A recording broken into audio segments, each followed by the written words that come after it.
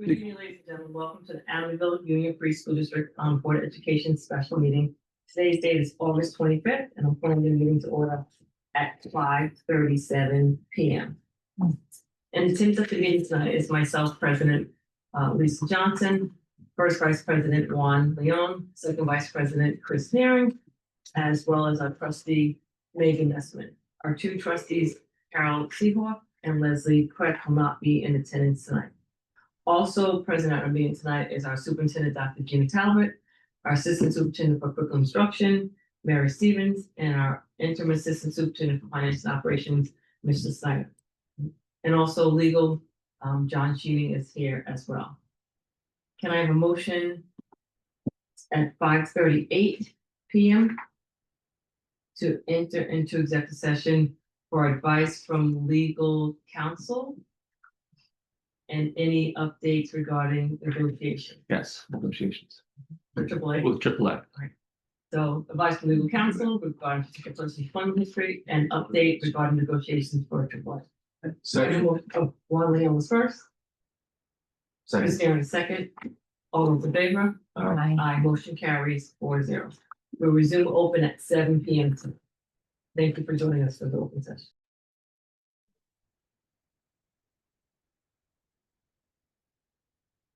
Good evening.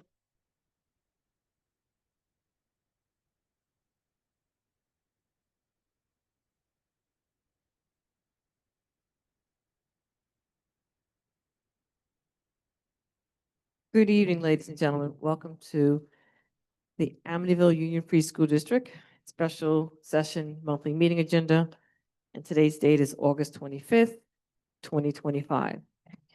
I'm calling the meeting to order at 7:02 p.m. Please note the emergency exits closest to where you are sitting. There's no smoking on school grounds, and please silence your cell phone during the business of the board. And please join us in the Pledge of Allegiance.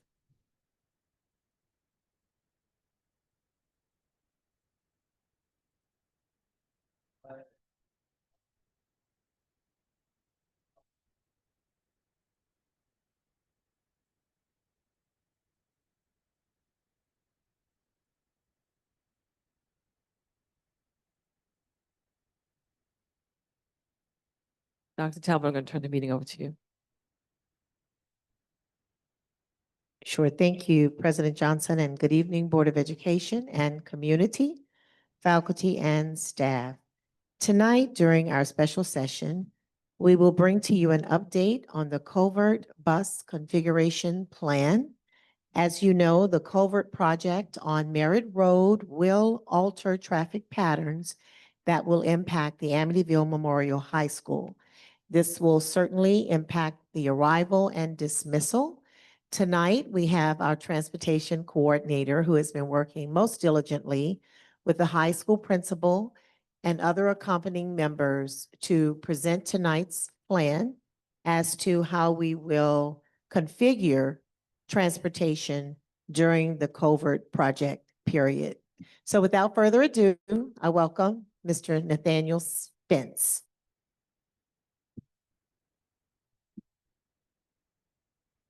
Good evening, everyone. Good evening.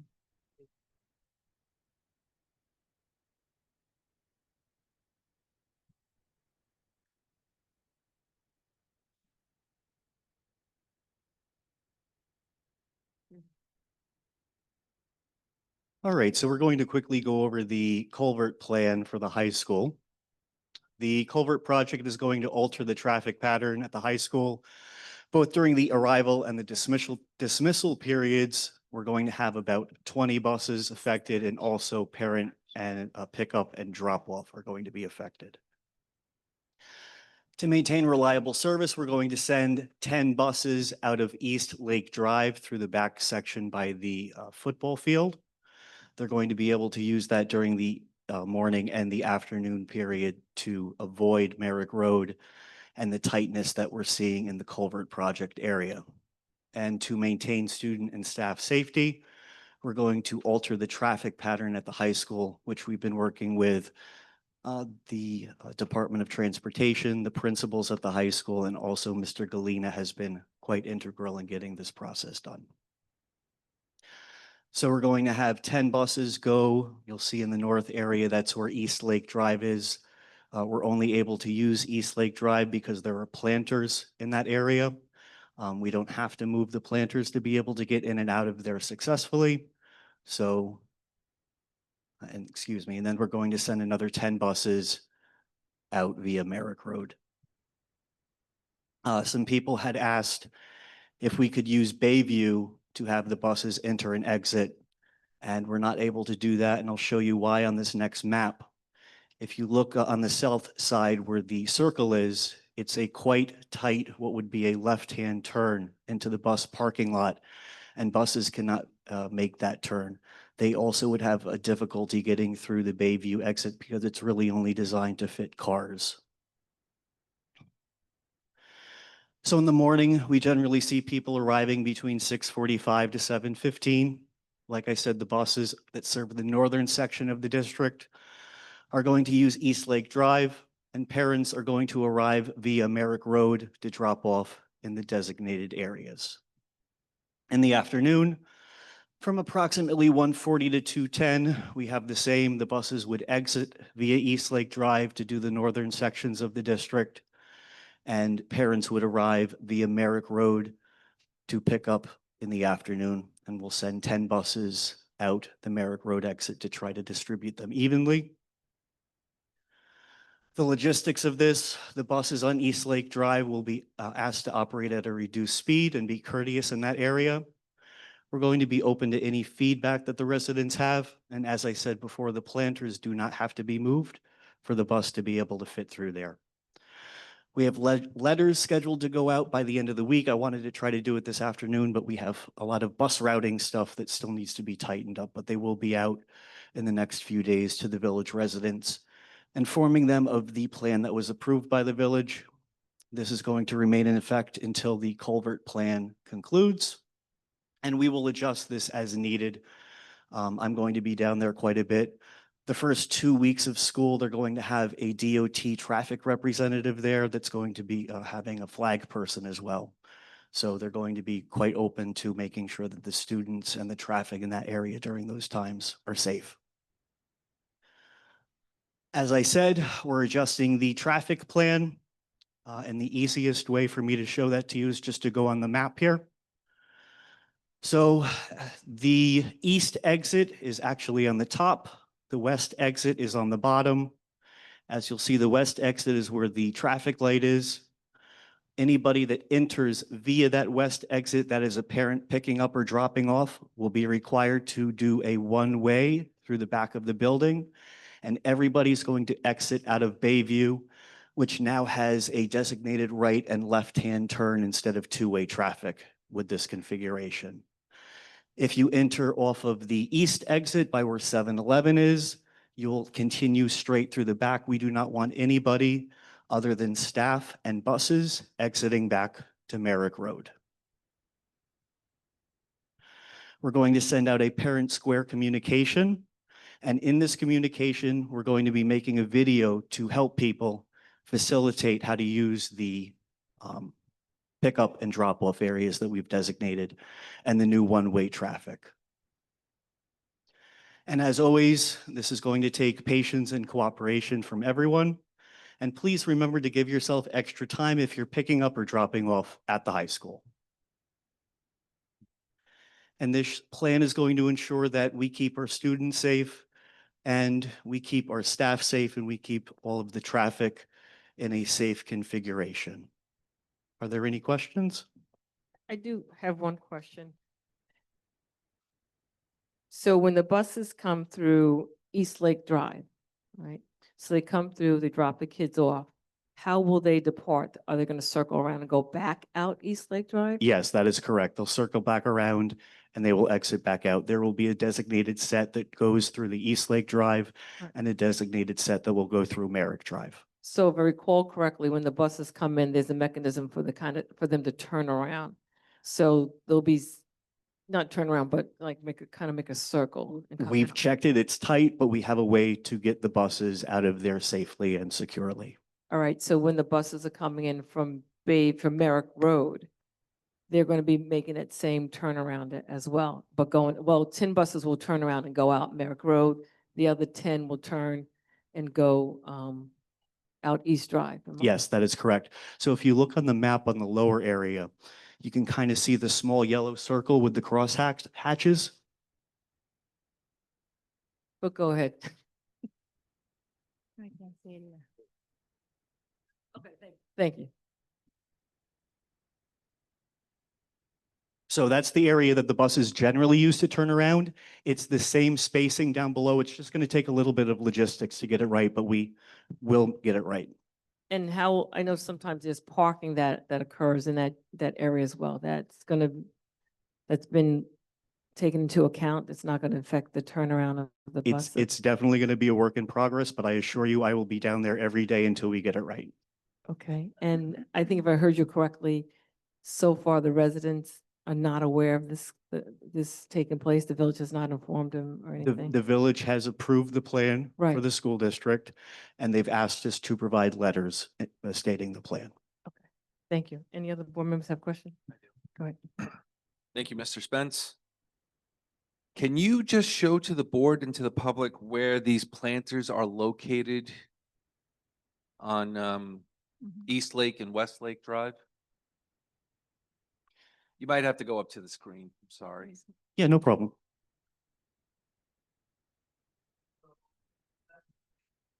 You can bring the mic with you.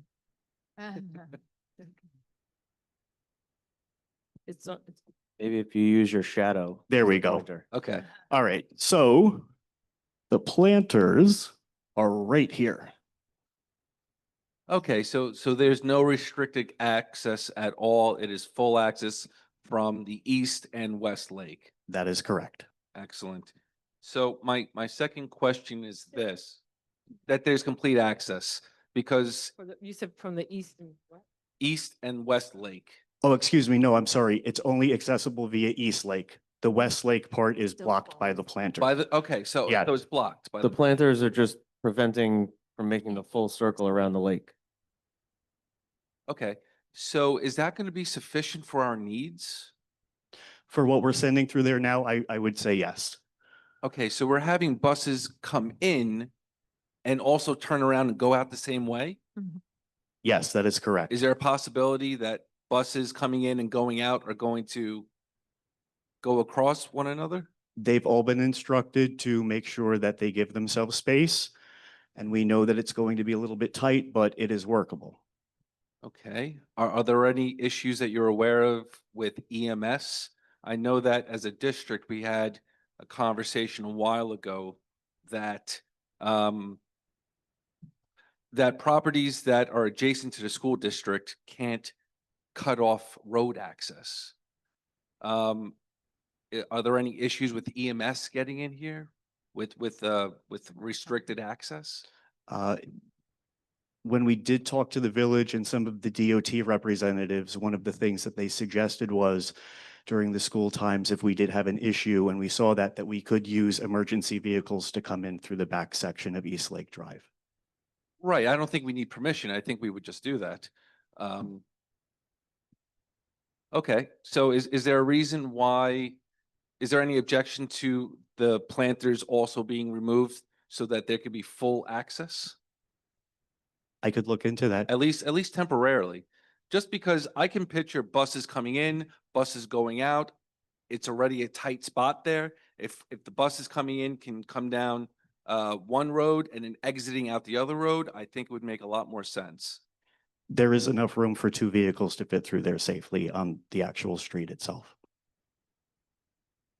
But I think Nate, what Juan's saying is like, why are the buses that are coming off Merrick? Why did you look at them leaving East Lake rather than turning around in the parking lot? I'm trying to understand what you're So saying. you're saying like, if they're coming off of Merrick Road, now you're having them turn around in the parking lot to go back out Merrick? The ones why that not come just- in, the ones that come in via Merrick Road will leave via Merrick Road. Right. Did you look at them going out East Lake Drive? So we were asked by the So- village to restrict the amount of buses going through there. That's why we changed it to 10 and 10. But Instead it of would be having, 10, right? Like, so you would have the 10 coming down East Lake, going out Merrick. and then the 10 coming off Merrick go out East Lake so that they're not turning around in the parking lot. Did you look at that? I Or is that understand. going to complicate your routing? So the way the buses pull in, they are still able to access the way that they get out via East Lake Drive without having to do a huge circle. Okay. So I would say let's see what happens. Right, I understand what you're saying. You're saying, Just adding on. yeah, to I see what you're saying. You're saying come in from what both Merrick of you said. and just go out East Okay. Lake. Yeah, that Right. makes sense. So, Because they already have to turn around in that back lot to go to the traffic light already with the existing pattern. So what they do, I see. okay. Okay, so they Okay, were so- already turning around, you're saying? when the buses come in now, they come in this way and then they park diagonally. And then when they leave, they have to swing back around and go down this way. So instead of swinging back around and going this way, those 10 buses will go Okay. out East Lake Drive. Excellent. So I guess my point is this. We have regularly used the back end, the back exit already without a road project.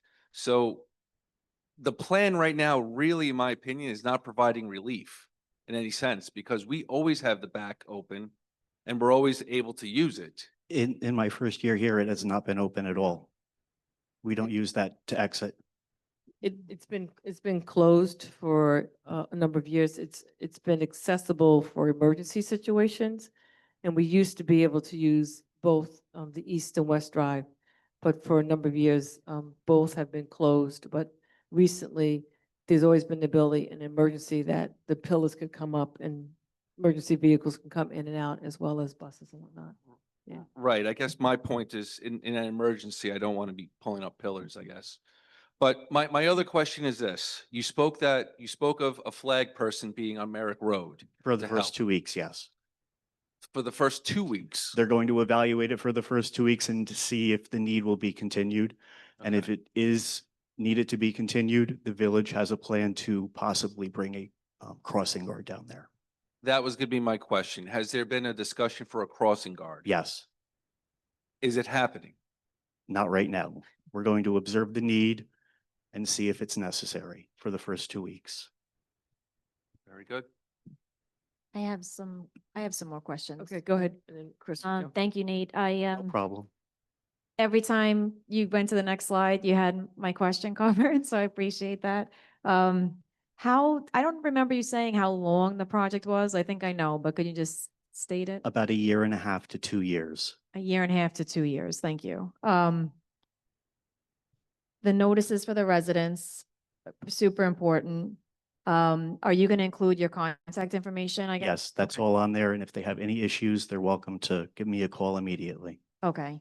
The walker safety, like Juan just spoke to, I was wondering about the $40,000 that I guess New York State DOT is going to be giving us $40,000 in exchange for the use of our side. What, I forget what the agreement was because of, go ahead. They're providing us with 43,000 to purchase that slice of land that they claimed under eminent domain, and we're waiting on the county's board approval of that, and then it goes to the town, and then the check will be cut. They're still estimating the end of September. And that's like right at the entrance at Merrick Road, that slice of land. Yes, ma'am. Okay, so that is in my mind because we're talking about potentially the need for a crossing guard or maybe something, we'll see what might be needed.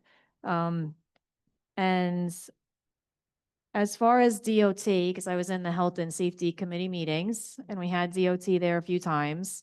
And this came up and at first the village was resistant to opening East Lake Drive, so I'm glad that that's all of a sudden changed.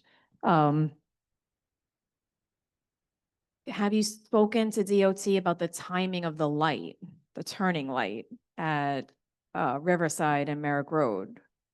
Or is there any adjustments that could be done to the light there to help ease the flow of traffic as well? I believe the flag person is being put in place for the first 2 weeks so they can do that traffic Okay. control observation to see what they need to do to change the timing of the light. Okay, because you had done that over at the middle school, Yes, which that was is very correct. helpful as well. Okay, thank you. No problem. Chris? All right, 2 questions. Will there be any control mechanism on Lake Drive to prevent parents from dropping off there or pulling into the parking lot?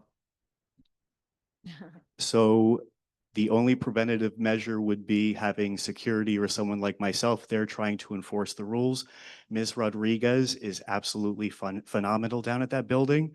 She's out there with a whistle and she's trying to get people to do the right thing. But unfortunately, what we see with traffic safety is you get about 95% compliance and then 5% of the people just avoid that. So we have coordinated with security to have a security placed at the entry gate from East Lake. Okay, thank you. And my other question, for these students that are entering on the east side of the building, this is probably more for Dr. Talbert, what entrance are they coming through? Because I know the students that are getting dropped off on the bus and enter through the cafeteria. So what door are the other students going through? So Nate, can you go back to the slide on the east side? There's a one-way on the east side. So as the parents bring the students in from Merrick Road on the east side of the building, there's an entrance. Right where the red Yes. dot is. That's where the principals are asking that side to be dropped off and picked up at. Isn't that a garage for maintenance?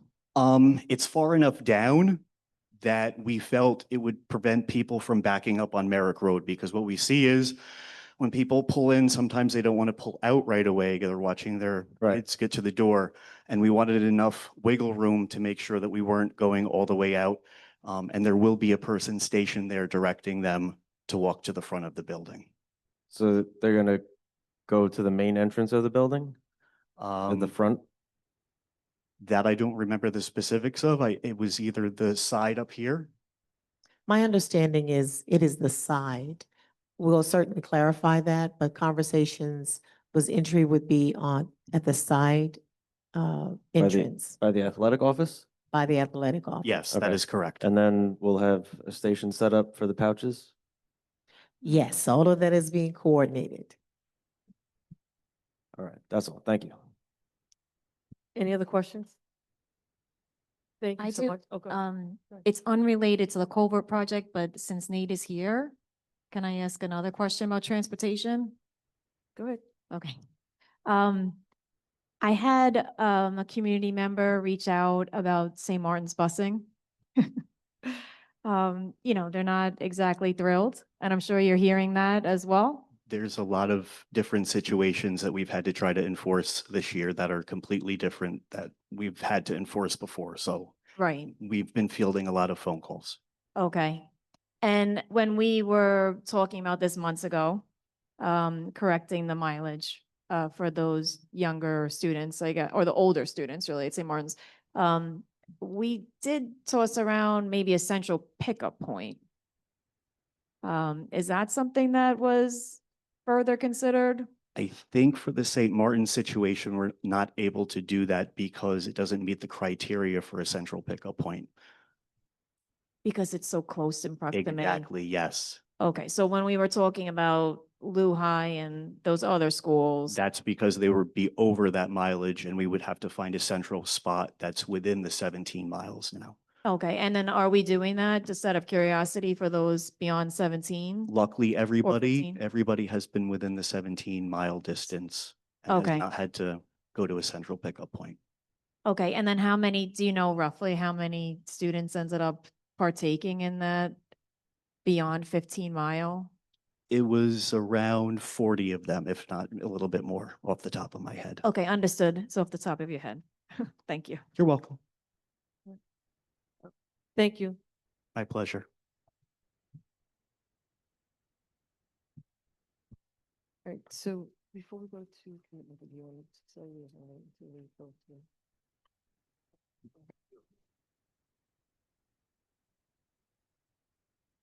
Okay, so we'll just wait till we get. All right, so at this point, any community input regarding board agenda items only? So Marion, if you can just come off the PowerPoint.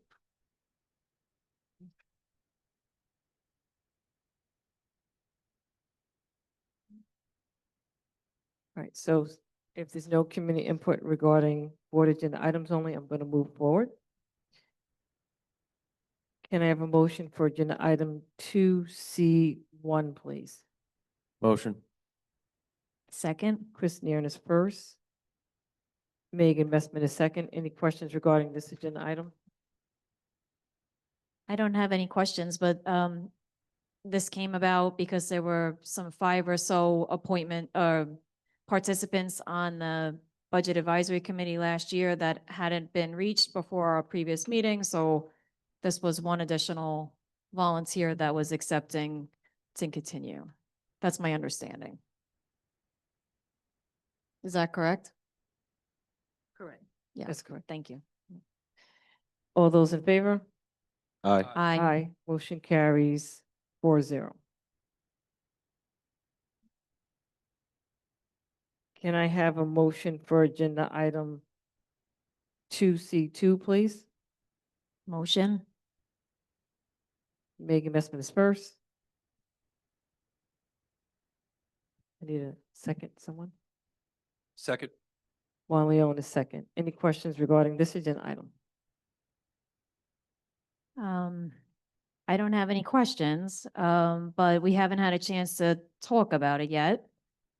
So with the vacancy of the board, that we have the option to hold a special election. And I am particularly interested to do so that the community has the opportunity to weigh in on who they'd like to see representing them on the Board of Education. When I requested the resolution be drawn up, I was particularly interested in the timeline. And John, I know you had provided like a detailed timeline about the posting in the newspaper. It's all very similar to a regular May election. Is there any sensitivity to how quickly we would have to say, you know, is it 90 days from July 25th or whichever day it was that Caroline had submitted her resignation? Yeah, I believe it was the 27th, actually. Yes, it would be 90 days from the 27th of July. Okay, so that's what I hadn't really fully confirmed. Monday, the 28th. So we would have to, this process would start like next week. So the timeline would have to back out from 90 days, 45 days for that's for advertisement of the legal notice. So that's a 45-day time period for the legal notice. John, just speak a little bit more into the mic. Yeah, Thank you. and then there are other timelines in terms of nominating petitions and the timelines are all sort of like a waterfall. Right. I guess I just, it seemed like we would have to do it like now or not at all. Just make the decision because 90 days will be upon us, or Yeah, there's 45 days. There's a lot involved. right? Yes. There's the notice, the advertisement of the notice, hiring poll watchers, Mhm. creating the ballots. It's, yeah. Yeah, it's everything that standard goes with, Yep. yep. And then just to clarify, this would be for a 2-year seat or a 1-year seat? It'd be a 2-year seat. See, that's Unexpired. what, Isn't it, it would just be, Mhm. oh, So the if it goes unex- to election, it'll be for a 2-year seat. It would be for unexpired term, which I believe runs to 27. that's what, and then would there be flexibility in that? Could it be that we, No, there's no flexibility in that. no That's- flexibility in that? So it would be, the fact that it has so much time left on the seat is even more so why I would be interested in holding the election. So that the community, because the trustee is not on for 8 months, the trustee is on through June of 2027. Sure, I'd like to weigh in on this. So my question is, Dr. Talbert, do we have an estimated cost on what a special election would cost the district and the taxpayers? Last year, as we were researching, last May election was approximately 27,000. And the estimated cost for an election this year would be Similar? Similar, 27,000, sir. Okay. So this is my suggestion. My suggestion is that we wait until the next election cycle in May. And at that time, there will be 4 seats to fill and the people can have their choice. Which is definitely the most democratic way to fill this seat. And that's what I support. I support that over an appointment at this time. And I support it over a special election because a price tag of $27,000 is not something I feel is justifiable at the moment. I'd rather see $27,000 go into our classrooms to support our teachers or students, not on a special election at this time. Thank you.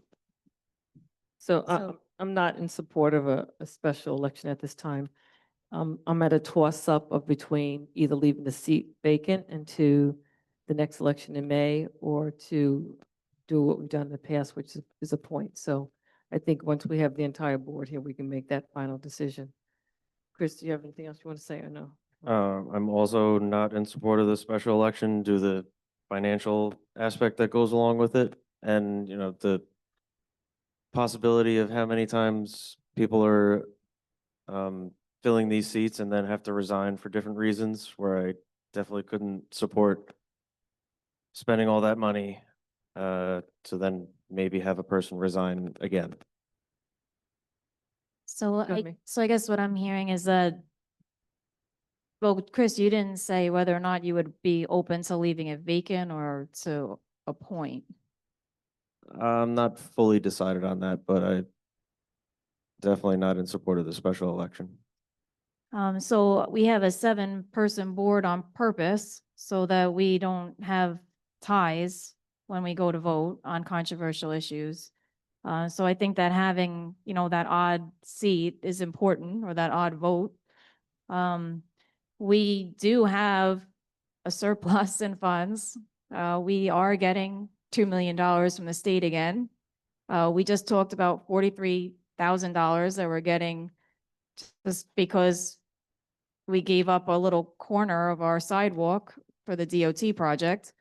So when you think of $120 million budget and a trustee seat that essentially has 2 years on it, the cost for a special election is really peanuts.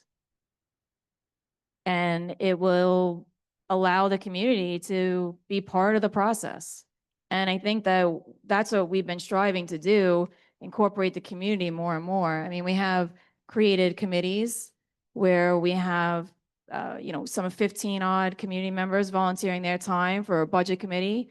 We now have 5 or 4, I forget what number it is that we landed on, volunteering for the hiring committee. And I think we want the engagement with the community.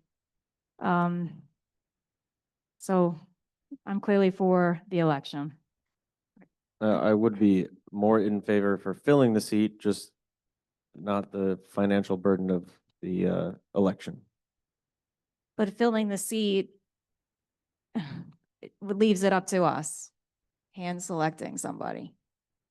So I think that what we should do is wait for the other 2 board members to come in to find, because we're not going to make a decision tonight on how that seat's going to be filled.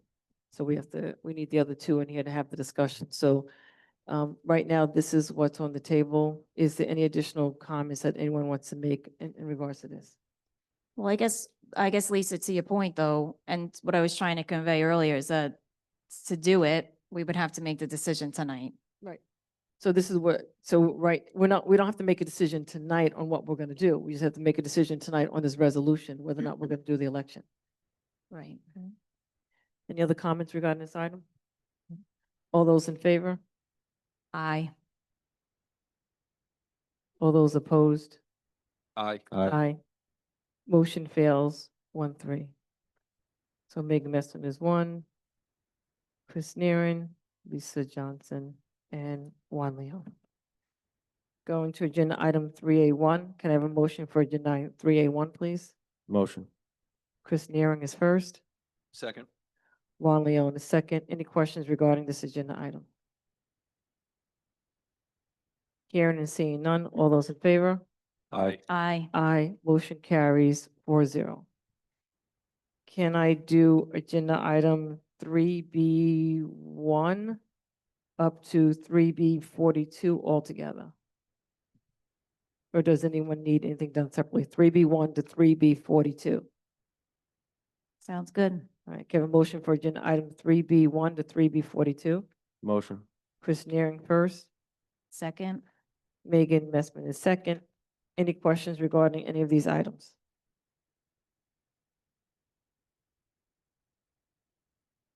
Seeing and hearing none. All those in favor? Aye. Aye. Aye. Aye. Motion carries 4-0. I'm sorry, can I have a motion to table agenda item 3B43, please? Motion. Second. Juan Leon is first, Chris Neering is second. All those in favor? Aye. Aye. Aye. Motion carries 4-0.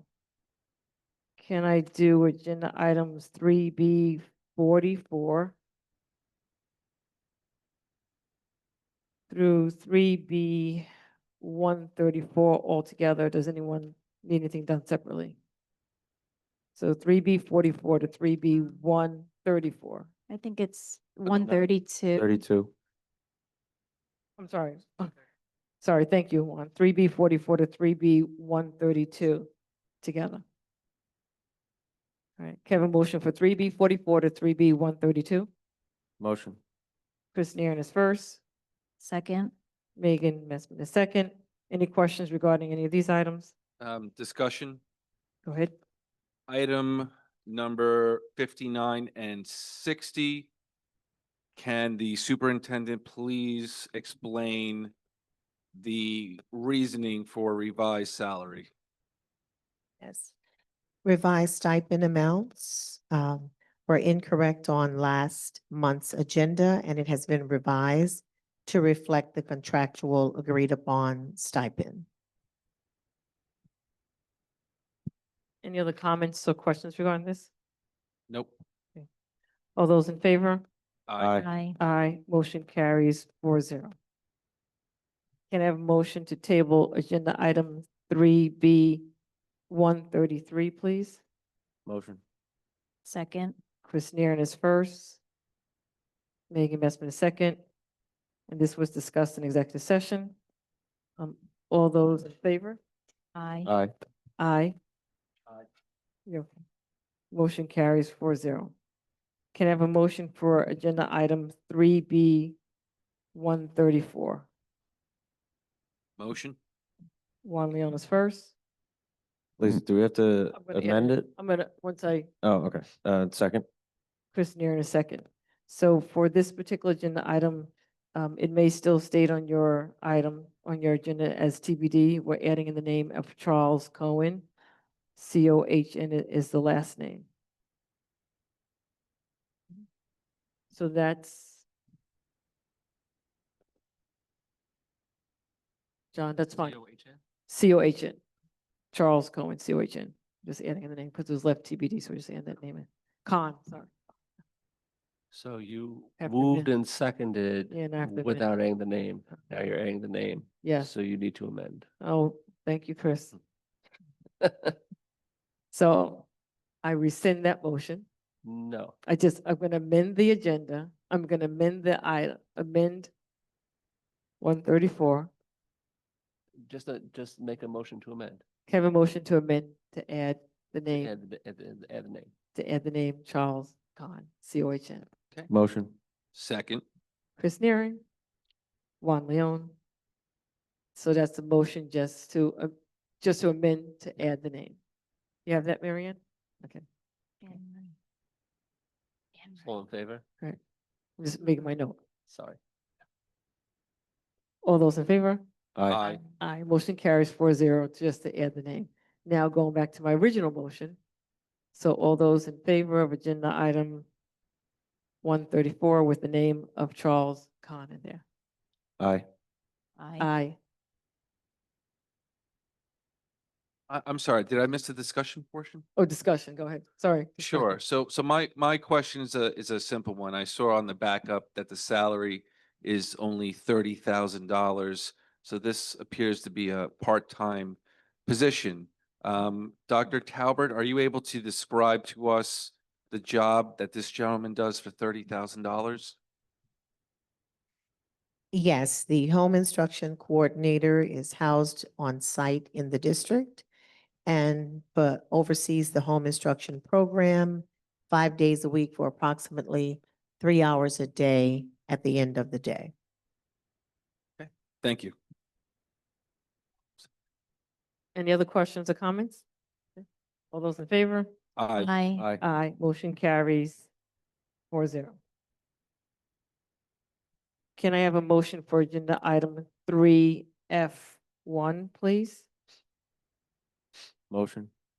Chris Neeren is first, Second. Juan Leo is second. Any questions regarding this agenda item? Yes. Go ahead. Was there any changes made to this since the last meeting? I'll yield to Ms. Stevens. Just the date on the front was added. Okay, because I had questions and I had noticed that it didn't change. The grade level pairings. I think you were going to adjust it on page 7 because now pre-K and K are in the same building. Yes. So, and then I had also questioned if there was annual FERPA training, John. That maybe. I looked into that. Oh, you There looked is into it. not a state requirement for FERPA. There are districts that do require it. Ours currently does not. Our district does not require it. Right. Is that something that we can just add here and then, accept it as amended? There's other New York State districts that do this training that we are not doing? So there's no problem with adding FERPA training as part of the plan. It's at the, is that a recommendation by administration? I mean, would that change the scope of the plan or any of the provisions in it?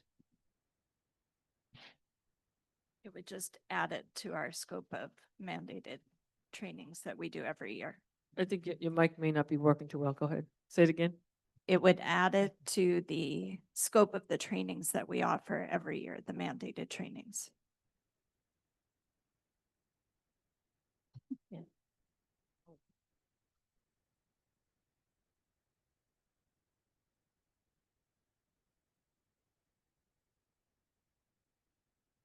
So is this something that what we can do? Can we have Dr. Talbot look into this a little bit more and then we can always amend it to add it in? So if there's any more questions, anything that needs to be discussed with legal a little bit more, it can be discussed? Is that something that we? That would certainly be my preference to dissect a little bit more of, Go ahead, I'm sorry. yeah, exactly what would be required in the training. We do have variations of trainings that incorporate FERPA.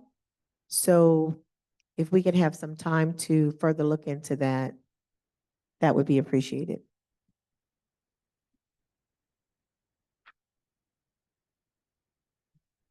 So what does that mean? I guess a timeline for that, because this is a 2-year plan, so should we and you need it approved tonight? Or can we bring this back on September 11th, I think is our next meeting? Right, so I think that my recommendation is to maybe approve it with to approve it, but for us to follow back up at the next meeting in September to find out where we're at with any update for the FERPA. I think we're also at the opening of schools, so they may not be able to get everything done by the next meeting. So I would say let's follow up with Dr. Talbot. We can always send an email, say where we're at. Can we put it on the agenda for September? Not to kick it down the line for another year or two, but just make sure that we continue to follow up to make sure that it can be addressed within the next couple of months and be placed So into the plan. What I find, it's really hard to track items And I'm constantly going back in emails. If it's not a formal action on an agenda, it's like as though it's my responsibility to remember that I asked. And I asked this at the last meeting. I didn't get any follow-up. It's federal training. I don't see what the hardship is. So I guess I would request that we just table it until our next meeting then. So that it doesn't linger. And, a good portion of the school year go by and we don't have it in the plan. So my preference is to move forward with the plan as is. And there's follow-up that does occur. Sometimes for you, occurs in public, there's follow-up that does occur. Dr. Talbot has a checklist and different things that she does take care of. So my preference is to go ahead and approve it. I made a note to make sure that we follow up as a board. I'll talk to my executive team in terms of follow-up. It's something that we did start before things were occurred with me to follow up on different items that are brought up. So my recommendation is to approve it, so there's something in place, but we as a board can make sure that we do follow up, that something is done within the next, month or two. Let us get past the opening of school, and then let this be addressed. Sure. So can I ask a question? And this is more directed towards our legal counsel. Is there any issue that you see with the board approving this tonight? No, there's no issues with the board approving this tonight. It's up to administratively. So in terms of the training and setting up the training and how long it would take the training, if you want to get a head start on that, then it may be administratively preferable to get it approved tonight and then add the FERPA training. FERPA training, I'm looking, there are modules that are available through the federal government. And so it may not be a big issue just to add it. Right. No, I don't think it's a big issue. Right. And it's the protection of students' Right. educational records. So to require that staff is familiar with those requirements doesn't seem like a big lift. And other districts are doing it in New York State. And not that I don't disagree with you, I do agree, but I'm saying, let's go ahead and move forward with the plan, and then they can determine based on the FERPA training that's out that way, which FERPA training they want to utilize for our district, how it will be implemented into the plan. So therefore, it will be done in the right way instead of delaying the professional learning plan. That's just my recommendation. So what's a reasonable timeline for this to be added to the plan? So if we were to just, back up a moment, we do have some state mandated online trainings that are already scheduled for our staff. We usually like to work with our administrators to incorporate them during their faculty meetings, to give staff some time to be able to get acclimated to the trainings. So we do have a number of them lined up with timelines that we've already given them. FERPA can certainly be incorporated. We'd like to see if it's a part of our global compliance network, or if we have to go outside to another module. And then we also have to just take some steps to ensure that our technology team is on board, that people are onboarded properly to the module. So we just need a little time to look into that. We can come back September 10th and give you an update, and we can give you a timeline as to when it could be incorporated. If the board is okay with that. So I would just prefer to table it and just bring it back on September 10th. Okay, so right now we have a motion on the table to approve this item, so I'm going to stay with that motion. If it does not pass, then it doesn't So- pass, and it ends up being tabled. There's one more question. So if we don't approve this now, does that delay training? No, it's already started. We're right? able to move forward Yeah. with our training. it would not necessarily delay training. Is there any other components in here that would be stalled as a result of it not being approved tonight? Started already. Not necessarily? No. Okay. All right, so I'm just going to call for the vote. If the vote doesn't pass, then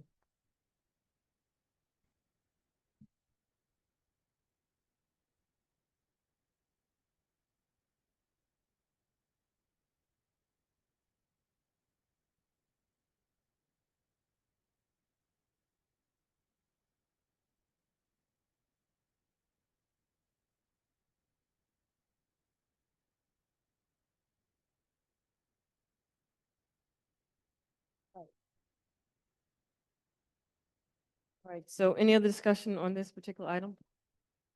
So we've had a discussion on the item, and there's been a recommendation to table this particular item. So can I have a motion to table agenda item 3F1, please? Motion? Second. Megan Messman is first, Chris Naren is second. All those in favor? Aye. Aye. Aye.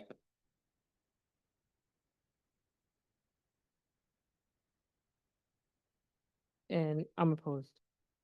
Motion fails. Thank you. All right, can I have a motion for agenda item 3F2, please?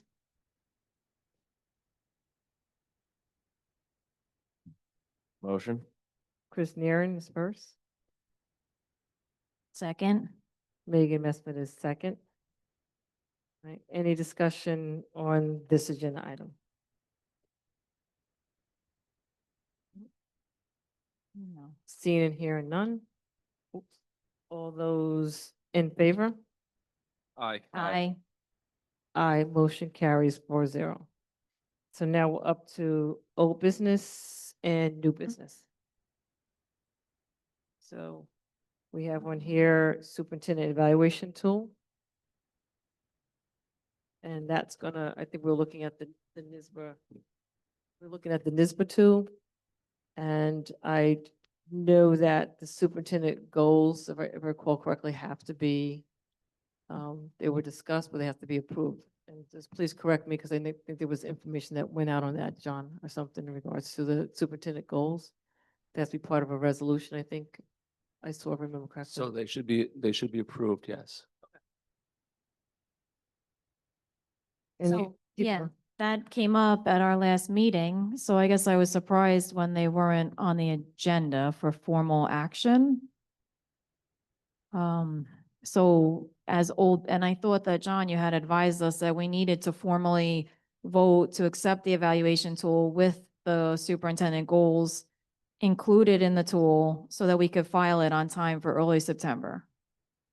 That was my recommendation, yes. Okay, so now it's August 25th. So if we do that on September 10th, We're are still we good. late? No, we're still good. Or September 11th or? September 10th, Yeah. you're still good, Yeah. September 10th, Okay, it's due by what day? September 10th. Is And you've got a district clerk right that here, the name of fortunately. is that the date of our meeting? Or is it, for some reason I keep thinking it's the 11th, okay. Okay, so I made a note to put that for the agenda for next time. I guess unfortunately though, since we keep kicking the goals down the road, we're in the same predicament that the goals have already been communicated with the building level leaders and the school year would have commenced. And the Board of Education didn't actually discuss the superintendent's proposed goals. I started to discuss them last time and I was told I was being ridiculous and I was going on and on. I was the only one that was speaking about the superintendent's goals with some feedback. I specifically asked for, smart, measurable, defined goal on the academics in particular. I really didn't get past that one goal because I started to be attacked by fellow board members. But now we're not even talking about it. It's not on this agenda. And if we're going to be talking about it the day it's due to be filed with the state.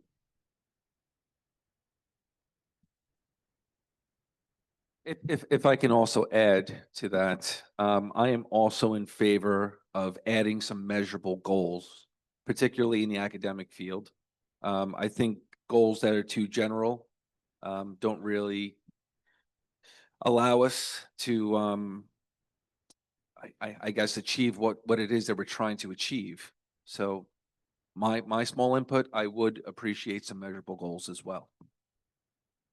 I would recommend that the entire board look at the goals that were presented and therefore be prepared to make a final decision or discussion on it at our next meeting on September the 10th. Yeah, I mean, in that vein, we didn't really close last year's evaluation because when we met in June, we didn't have the end of the year test results. So that was the complication, right? It was like, how do you do that? How do you define a percentage increase in assessment performance in math and ELA and still meet this timeline for the superintendent's review? However, every district is doing it, so there must be a way to do it, and we just refuse to have a discussion about it. So that's where we got. So I don't think, I take offense to saying that we refuse to have a discussion on it. I think that to say that every district does it, there may be some districts that do it and some districts that don't do it. I think we have to find out what works best for us in this district. We are concerned about making sure that whatever goals that we do have, that they are measurable and attainable. And so with that in mind, whatever goals, there's decision that Dr. Talbot has provided, we can review it, discuss it, and we can go from there. There are certain things like, for example, with graduation rates, just using that as an example, that the final graduation rates are not available truly until August when all the individuals have graduated. We can have an idea of what the graduation rate is for that particular June, but it does not give a final number. When it comes to test scores, if the test scores are in and we're able to get the results, then yes, we can make that part of it. So I think we need to look at what are we looking at that's going to be, that we're going to utilize as a part of the superintendent's evaluation. If it's going to be if we're looking at test scores, like what are we going to look at? What test scores are we going to look at? When do they come in? So therefore, if it's part of the goals, then it's information that will be able to be attainable. And to me, that's what's going to be most important as we move down the line. Okay, fine. But again, we're gonna talk about it on the day it's due. And we received a transmittal with the end of the year scores and there was no appreciable improvement. Whereas last year we did, Dr. Talbot did come out and say, let's target a 5% increase in, performance on these assessments. We didn't see that. That doesn't mean don't set a goal, because you need to set a goal regardless of if you get there or not.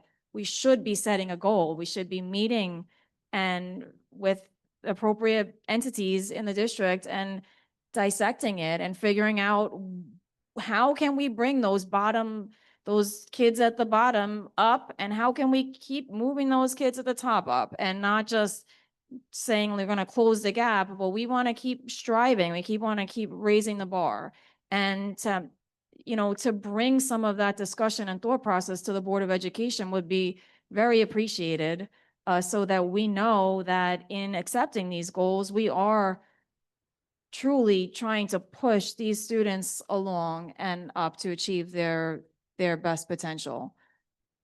So what I would like to see and hear from Dr. Talbot, and not tonight, but to be able to know what will be provided to the board that would be measurable and attainable that can be used in part of the superintendent evaluation. So whatever that may be, I think we need to, because when we look at the NSBA tool, there's different things they recommend that can be utilized as part of the evaluation tool.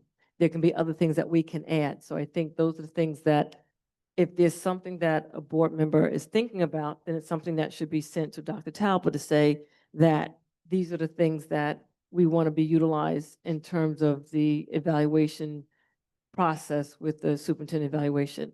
There's the superintendent goals that's being utilized, but there's also in the evaluation tool, there's different things that we can utilize in each section, in each standard that can help each board member determine if that superintendent has met. So we have the superintendent goals, and then we have the standards with different, different types of, I'm saying resources. Backup, yeah. Backup, right? So I think we need to also look at those two things as well.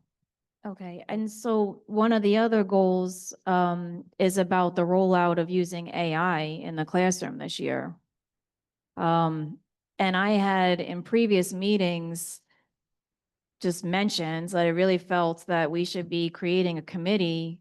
I called it Disruptive Technology Committee. I don't really mind if we call it a technology committee. I don't mind if we call it an AI committee, but I called it disruptive technology because we also have to observe and learn from this first year of a cell phone regulation rollout and have a working body of individuals that are dedicated to taking that feedback and, you know, figuring out where we need to shift and go. And, you know, I've seen and I've read other districts in other states, in New York State, when they're looking at rolling out AI, it's like a multi-year process. It's not just direct to the students. It's, you know, let's figure out how we're going to use it. Let's have this, you know, group of individuals working to figure out how we're going to roll it out. And that way the teachers have the tools and the support that they need so that we're not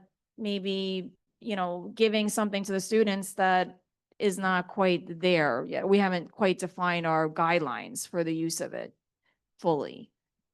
So one of the things that, and maybe Dr. Talbot can answer the question on this, when it comes to AI, is there a certain plan that you have that you're thinking about in terms of the rollout, or is it something that's still being worked on? Because with AI, it is, you are correct, and I'm sure Dr. Talbot has looked at it.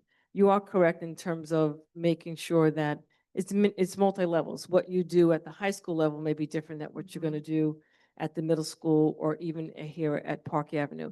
And what will be the role that a teacher would have? What will be the role the administrator would have in terms of AI, and how can they utilize it effectively in the classroom setting? If they utilize it, how can they teach the student at the middle school and high school level to use AI effectively, more importantly, and correctly? So therefore, they're learning from it, and they're not utilizing that AI as a source of best information. So, I'm Dr. Right. Talbot, I'm gonna go to you 1 second, because I'm not too sure what your thought process was with this. So as we talk about the progress that has been made in the district, I do want to say we shared with the Board of Education some embargoed information regarding student assessments. And when that information can be released publicly, we will certainly share it. I do want to say there's been marked improvement on a majority of the Regents exams that were exemplified, and there's been marked improvement in 3 through 8 in various grade levels across the board. When it comes to student growth and achievement, we were looking at artificial intelligence integration for learning and teaching. And my goal is centered around designing and launching, keywords, designing and launching a district-wide initiative to introduce artificial intelligence in teaching and learning. And so 1, we want to build a foundational knowledge, and 2, an ethical awareness of AI as tools. The board has recently approved an AI policy. We are administratively looking at a regulation to bring to the board on September 29th at the next policy meeting. Out of that would be birthed the professional development, getting participation, getting feedback, those who have been integral in the development of our professional development plan, drafting these AI guidelines, looking at SkillStruck, which is one of the curricular tools we have been analyzing and look to pilot. So there has been much traction behind the scenes in terms of speaking with stakeholders and pre-planning to design and launch a district-wide initiative. We do understand that this initiative must come with the development of personnel before it is rolled out effectively to our student scholars. So yes, artificial intelligence is one of the goals that we are looking to move forward with. We have been in discussion with our administrative team, who in turn have been in discussion with some of their teaching staff so that we can come together and utilize this year to design and launch a district-wide initiative toward addressing AI. Thank you for that additional information, Dr. Talbert. I guess to my concern, if we committed to designing this initiative and establishing the guideline and, dealing with all the stakeholders as to how we would roll it out, that maybe it would be launched the following year. Or when do you envision launching? So of course, we want to draft some safe and developmentally appropriate AI guidelines that's going to govern what we're doing. We don't anticipate that it will take the entire year to do that. So we do want to begin to pilot AI literacy curriculum, which has for some time now been under discussion. And so we do want to be able to emphasize ethical use, emphasize digital decision-making, emphasize media literacy, and we're looking to target that in grades 5 through 8 with a pilot there first. I know that an AI is constantly evolving and changing constantly. So what may be started today may have to be changed in the next couple of months.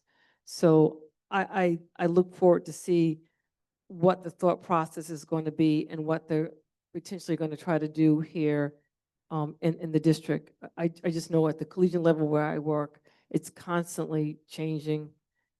There's things that they give out to us as faculty. There's training that they do. That's been ongoing for about 2 years now. And just when we think that we're doing one thing, we get notification that it's changing. So I know here in our district, it's gonna be the beginning process. And what we start out with may be something that's gonna have to be changed as we go forward. Okay, so would the board be open to the concept of creating a committee that would be open and you could involve parents then at each level and be able to get the feedback from the parents as to, again, the cell phone rollout and the, weighing in on just understanding how this will be launched, the incorporation of AI in the classroom?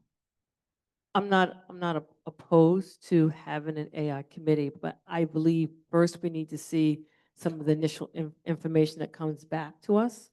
And from that point, then look at establishing an AI committee, and that way we'll be able to better determine what will be the roles and responsibility of that AI committee. Is it going to be an AI committee that's going to be board appointed? And if that's the case, we're going to have to charge them with certain things to do. If it's not going to be a board committee, but it's going to be something that is coming from Dr. Talbot or a cabinet, then it's something that we're not going to charge them with. So I'm not opposed to it, but I want to be able to see what's going to transpire first. And then from that point, let's look at, from what Dr. Talbot puts together with Mary Stevens, what will be the best thing?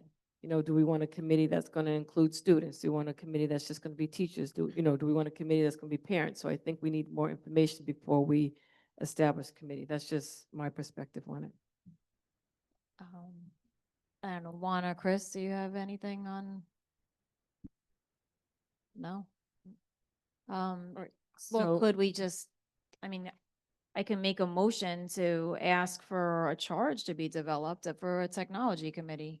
It would be inclusive of AI and the cell phone feedback. why don't we wait to see what they come up with, at least give it a month or two, and then come back and say, because we're going to charge them with doing a committee, what will be the charge? What are we going to charge that committee to do? Just understand what the design and the implementation, just have that working committee to get the feedback and the involvement and the engagement.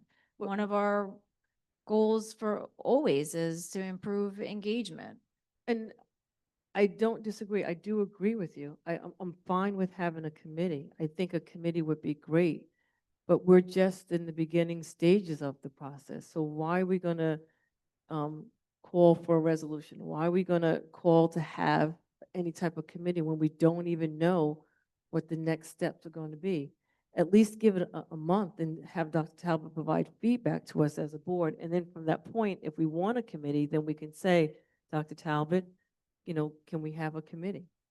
That's just my recommendation. Once again, I'm not opposed to it, but allow her the opportunity to get it going, to give us feedback. Then from that point, we can decide, we can say, Dr. Talbot, can we have a committee that does whatever X, Y, and Z?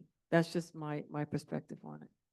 So why charge or why direct her with something when we don't even Would know what the just- direction is Well, going to it would be? be to give the action item would be to give thought to what the value of this committee and what you can gain from having a group of stakeholders that are committed in investing in discussing AI rollout and the cell phone policy rollout. All right, so it's something, so Megan has made a request. Does anyone want to propose a resolution to put on the agenda now to have one of these committees? So at this point in I time, guess you guys don't, I mean, it doesn't seem like anyone would back it. I don't, you're kind of opposing it, so let's make that clear. Let's make it clear. you I'm want to not- wait. I'm not to wait for opposed it. I'm not opposed to the committee. Okay. I'm just waiting for Dr. Talbot and Mary Stevens to at least start the initial process of it, give it like a month or two, and then I can circle back. I made a note here. Where are we at? Is it time for a committee to come in? We want a committee, whatever it may be. Just allow the process to take place. That's all I'm saying.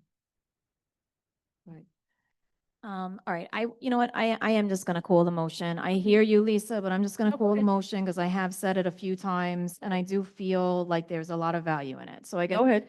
I move to request that the superintendent or her designee formulate a concept and a charge to create a technology committee that will, be engaged in the process of an AI rollout and the cell phone policy rollout. Did you write that down or just? No, I didn't write it down, but it's on video. All right. So that Does it sound okay? you have to speak into the mic. Yeah. You have to just speak into the mic so we, So you do need it written, right, because it does seem like actually two. right.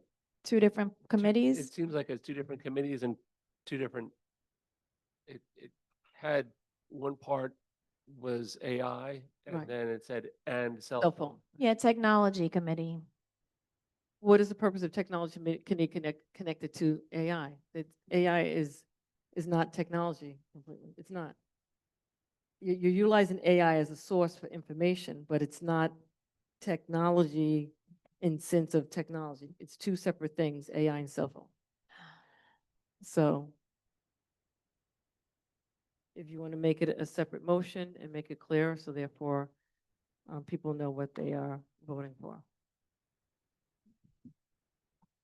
Okay, I'll think about it. Okay, that's fine. Thank you. That's fine. All right, go ahead. Juan, do you have something you want to talk about? Yes, Madam President, I do have a couple of items I would like to add to the agenda. Just so the audience knows, my fellow board members are aware of them. Just because of the odd timeline of this meeting, we don't usually have a meeting on Monday. So we received our agendas on Thursday, reviewed them over the weekend, and there just wasn't enough time to add some of these things to the agenda. So, Madam President, I do have 4 items I am asking to be added to the agenda. Items F 4, 3, 4, and 5 also have accompanying resolutions. I'm proposing a motion to amend the agenda to add agenda items F4, 3, Wait, which wait a is second, which one? 3F, because you have 3F1 and 2, so are you looking to add 3F3? correct. 3F3, which is Northwest Plaque. 3F4, which is vending machine contracts. Let's see. And then 5 would be correction action plan. And number 6 does not have an accompanying resolution. It's more of a discussion on property that we're all aware of on the board that has gone missing, not in our possession. So we can discuss that. So that's my motion, and I'm seeking a second to add it to the agenda. So, just for clarification, so when you sent the email, I don't think, these were just old business items or new business items that you were adding. So now you want to add it as part of the agenda and not, because Yes, ma'am. you wanted to talk about as old business and new business. So the Northwest plaque, what is that resolution? Is the resolution you have for Northwest plaque? Sure. I mean, I do have a resolution on the table to amend the agenda to add these things. I figured that the discussion portion would go during the discussion portion. Right, so can we do each one separately? So for the Northwest plaque, let's do 3F3 Okay, first. all right. So, all right. Want to do it? Sit under board action, like. And I think that, that's why I want you to discuss it just a little bit because it's board action. It's not under. To 3A. Yeah, Okay. yeah. So just once you discuss it, and once we discuss it, we can then determine if we I'm need sorry, to amend it to put it in 3. as a resolution. So go ahead with Northwest plaque. What is your Okay. discussion on that? Okay, so with regard to the plaque, on June 5th, the Board of Education approved a resolution directing the superintendent of schools to restore a plaque at Amityville Memorial High School. The plaque that had been removed signified the completion of the new wing at the Amityville Memorial High School. That plaque was restored. Thank you, Dr. Talbert. My resolution did not mention restoring a similar plaque at Northwest Elementary School because I was unaware it had ever been removed. In July, I mentioned the possibility of introducing another resolution directing the superintendent of schools to also restore the plaque at Northwest Elementary School. I was assured by the superintendent that a resolution was not required and all I had to do was ask. So I made the ask. This past Friday, the Board of Education toured our schools prior to their opening in September. And while touring the new wing at Northwest Elementary School, no plaque could be found. It was never restored. I am now introducing the resolution I sought to introduce in July. And the resolution reads, whereas the Amityville Union Free School District affixed and additions and alterations plaque to the interior wall of the Northwest Elementary School, signifying the completion of the bond referendum work. Whereas the addition and alterations plaque has been removed and placed in storage, be it resolved that the Board of Education hereby directs the superintendent of schools to reaffix the previously removed additions and alterations plaque to its original location in Northwest Elementary School no later than September 30th, 2025. Is there a second? Second. Well, I'm sorry. Let me rephrase that. Motion to amend the agenda to add agenda item. Hold on a second. It's Tuesday. agenda item 2. It will be 2C3. Oh, okay, So go ahead. we're going to amend the agenda item. Amend the agenda to add agenda item 2C3, which is a resolution to restore the plaque at Northwest. So it's a resolution to restore the plaque at Northwest. So that's the motion to amend the agenda to add agenda item 2C3, which is a resolution to restore the plaque at Northwest. So Juan Leon, are you first? Yes, motion. Chris Neeren is second. All right, so just discussion on it. I think Dr. Talbot wanted to say something on this. Sure. So trustee Leon do be mindful that your request did not fall upon deaf ears. The instructions were given to our building and grounds crew. It has been scheduled to be mounted, installed prior to the end of September. However, during the walkthrough on Friday, it was not up. We knew it was not up. The plaque is at Northwest. It is not in storage. From talking with Building and Grounds, we are in the process of opening school, and they have some priority items that they're working on. So I want you to be aware that the plaque is housed at Northwest and has not been installed, but the calendar from my discussions is that it was going to be installed prior to September 30th. And from my discussions today, I know they are looking to see how they can move that process up. So I do want you to know that it was communicated and that they are aware. Thank you. Okay. So all those in favor of amending the agenda? Aye. Aye. Aye. Right. All those in favor of agenda item 2C3? Aye. Well, I'm sorry, have a motion for agenda item 2C3. Yep. Motion. Second. All those in favor? Aye. Aye. Aye. Motion carries 4-0. Thank you, Madam President. I would also like to make a motion to amend the agenda for agenda item now I'm getting mixed Two up. C So four. what, 2C4, so what is it in regards to the vending machine so we can make sure it's in the right spot? sure, 2C4 regarding vending machine contracts. So, well, first, hold on, before we move any further, what I'm going to do is I have copies of my resolution, Thank you. which I will give to Give it to, the board president. And I have two here, one for legal and one for our clerk, if we can pass that down as well. oh, this is the 2C, That's the previous one which we just discussed. 2C3. Right. Okay. So our clerk can have a copy and as well as legal.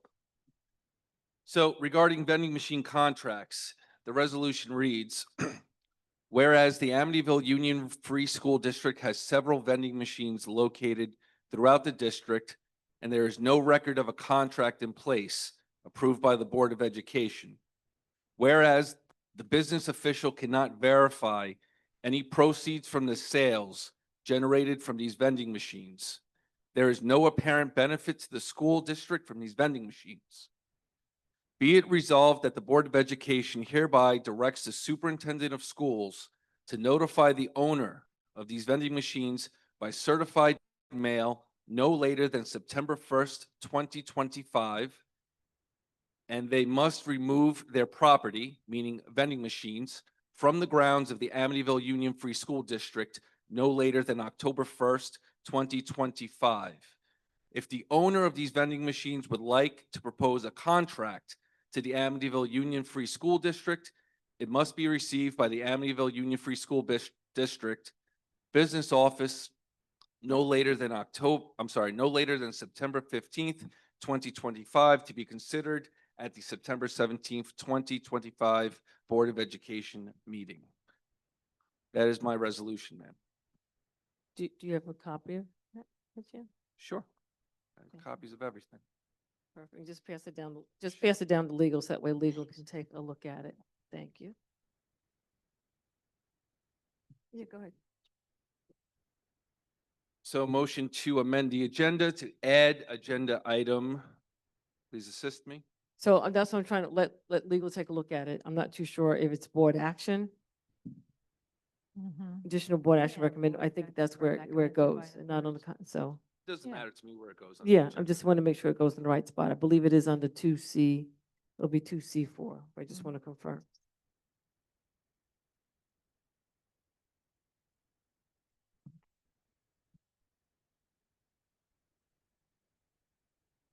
Hold on one second, please.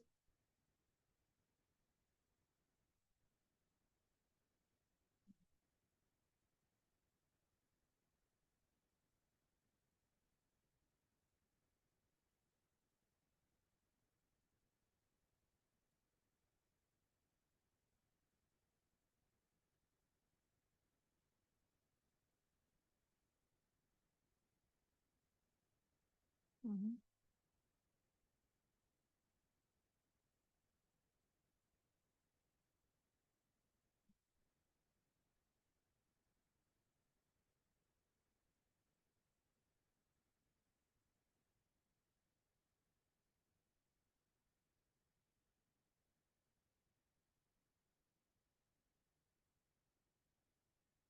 Right.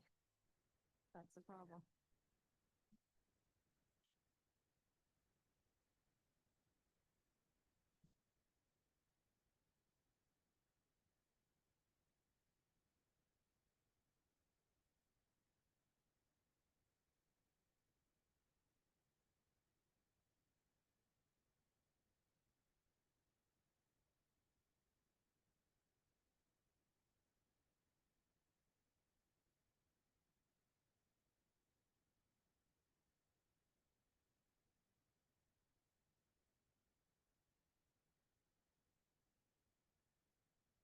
So there are a number of legal issues with this resolution that I would ask the board an opportunity to investigate before we put this resolution forward.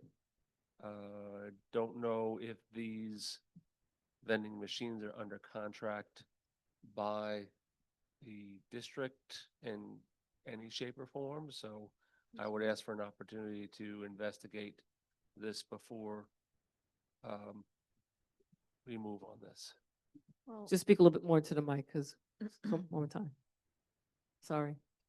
Yeah, I'm kind of Gotcha. intentionally Okay. Trying. s- Well, speaking this- to the board Yes. that I'd ask for an opportunity to review this resolution Okay. before it's. So as of right now, what we should do is not amend the agenda to accept this resolution at this point in time. I would ask to give Okay, a week. understood. Okay. I understand that, but also know that this has been an ongoing discussion with our business official. It's my understanding that our business official has tried very, very hard to reach out to the owners of these vending machines. So legal is requesting just a Yeah, day to look. I So I therefore, have some ideas. Okay, all right, Okay. very good. All right, thanks. So I withdraw my motion, motion's withdrawn. okay? Next agenda item is corrective action plan. Resolution, whereas a risk assessment has been completed by R.S. Abrams and Company LLP on July 18th, 2025 for the period of July 1st, 2024 through April 30th, 2025. Whereas the purpose of this assessment was to make recommendations to the internal controls of business processes, identify risks that could inhibit the district in achieving its goals, review board policies to determine if all legally required policies have been adopted, and to identify key areas that can be strengthened. Whereas it is ultimately the district's responsibility to review and resolve the 23 recommendations outlined in the internal risk assessment report. Be it resolved that the Board of Education hereby directs the superintendent of schools to present a corrective action plan to the Board of Education prior to September 10th, 2025, which is our next board meeting. Is that a motion to amend? Motion to amend the agenda to add It'll be- agenda item It'll be 2C4. 2C4. Okay. Second. So we're amending the agenda to add agenda item 2C4, which is a resolution for corrective action plan.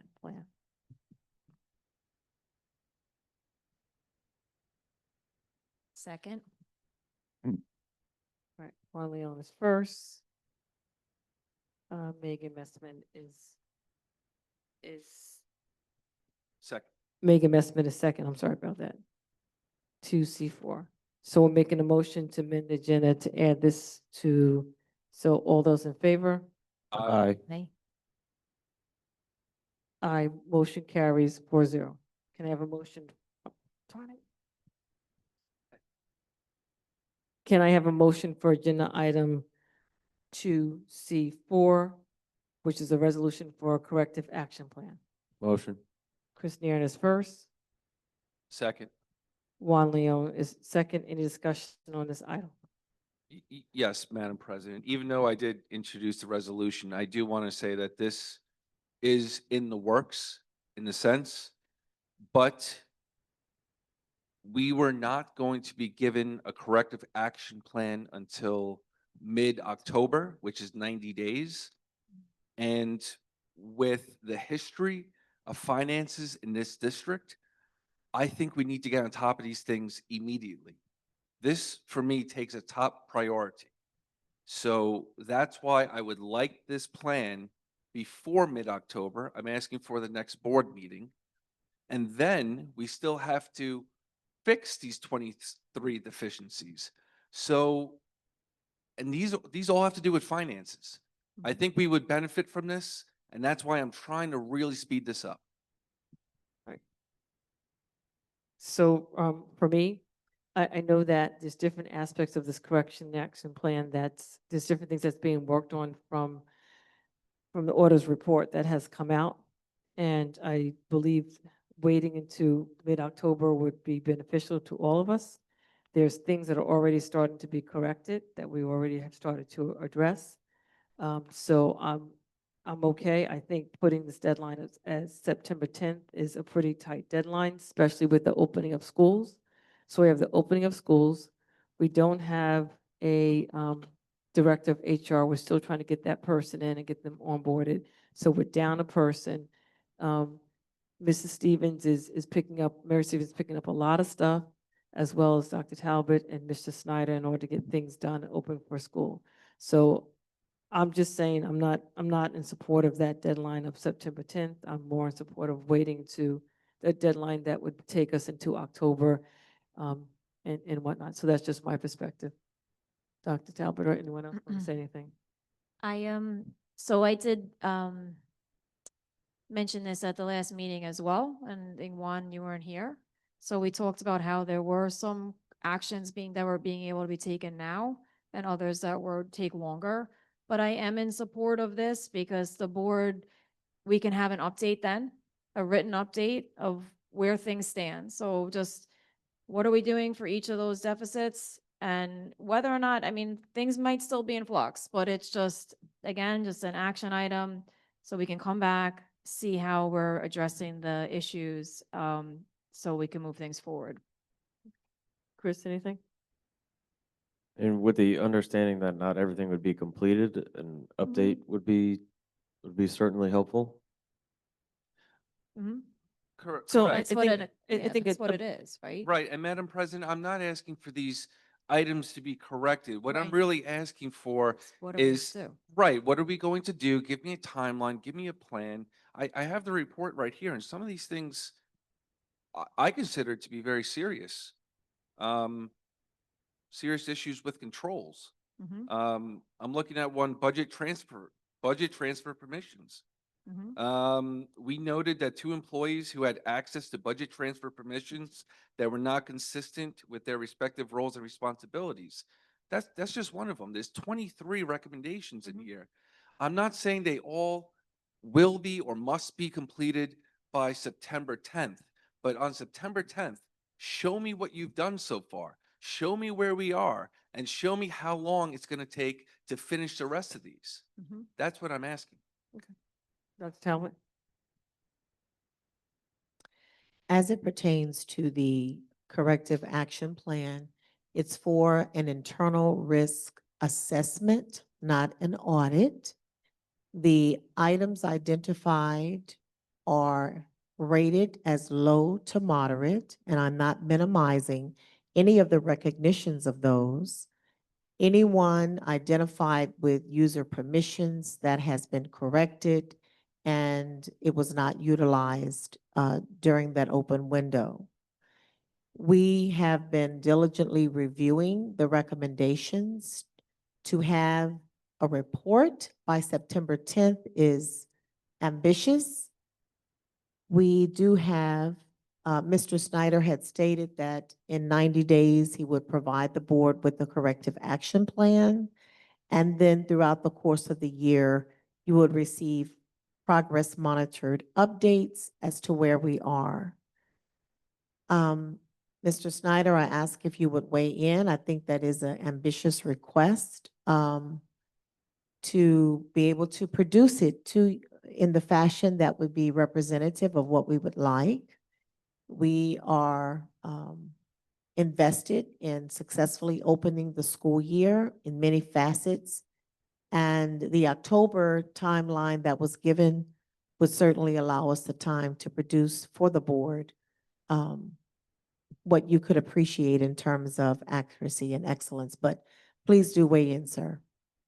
As Trustee Messman had mentioned, this came up at the previous board meeting. We had spoken about risk assessments don't legally require a corrective action plan, but I had stated publicly that I was going to do one because it is a lengthy report and these things need to be addressed.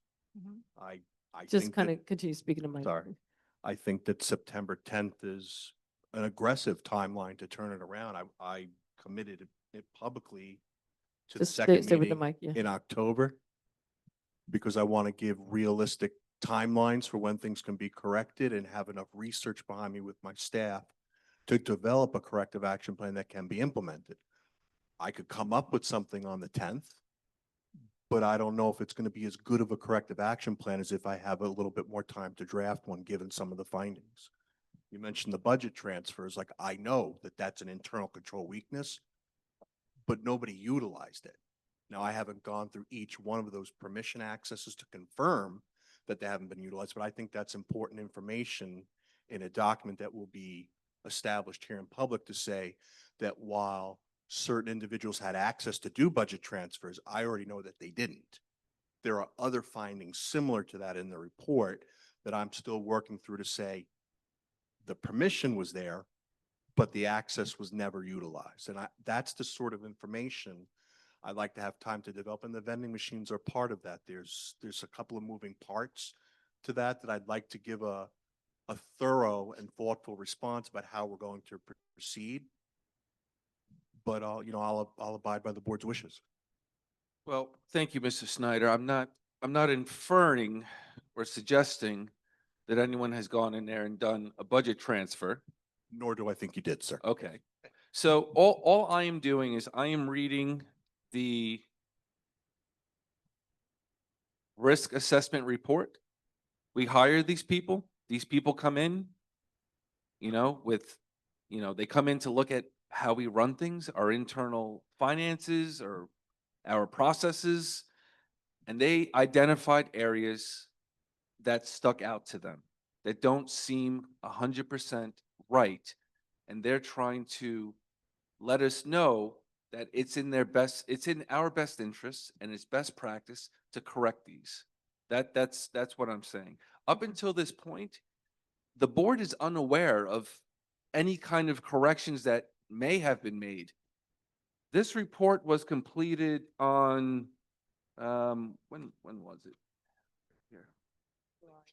I think we accepted it in July 18th. So from July 18th, 30 days have passed. I don't know if any of this stuff has been looked at, addressed, and I'm just taking into account the financial history of this district. To me, I'll say it again, this has to take precedence. I'm speaking for myself, not any other board member, but we have to make sure that this is correct to give the community, a sense of whatever you want to call it, that the right thing is going on. Any other Right, comments? Right. I'm sorry. Yes, to give the community confidence. It is confidence, Confidence sir. and That's our transparency. number one responsibility is confidence in the business office. Right. Any other comments on this item? Would it be reasonable to ask to just have an update on the items that have been completed and what's still open ending? I would love to give the board in your weekly update on September Just 3rd, I'm talking to the mic, a draft of where I am, but there's going to be gaping things that I haven't addressed at this point. Okay. I'm sorry, I'm not trying to be disrespectful, but if you're offering to give us a draft on the 3rd, a week later is when we're asking for the report. But what he already stated is that, go ahead. sorry, I'm looking at the wrong date. Sir, I could come with, again, that draft a report on the tenth. It's just not going to be Okay. as detailed as a plan as if I have the standard 90 days to draft the plan. I want to be able to tell the board and the community 90 days from when the report was accepted that many of these items have been addressed. The other items, I have to provide timelines and who's responsible for implementation. And there's work to do there. All right, any other discussion on this particular item? All right, so what's on the table is agenda item 2C4, resolution for corrective action plan. All those in favor? Aye. Aye. All those opposed? Aye. Aye. Motion fails.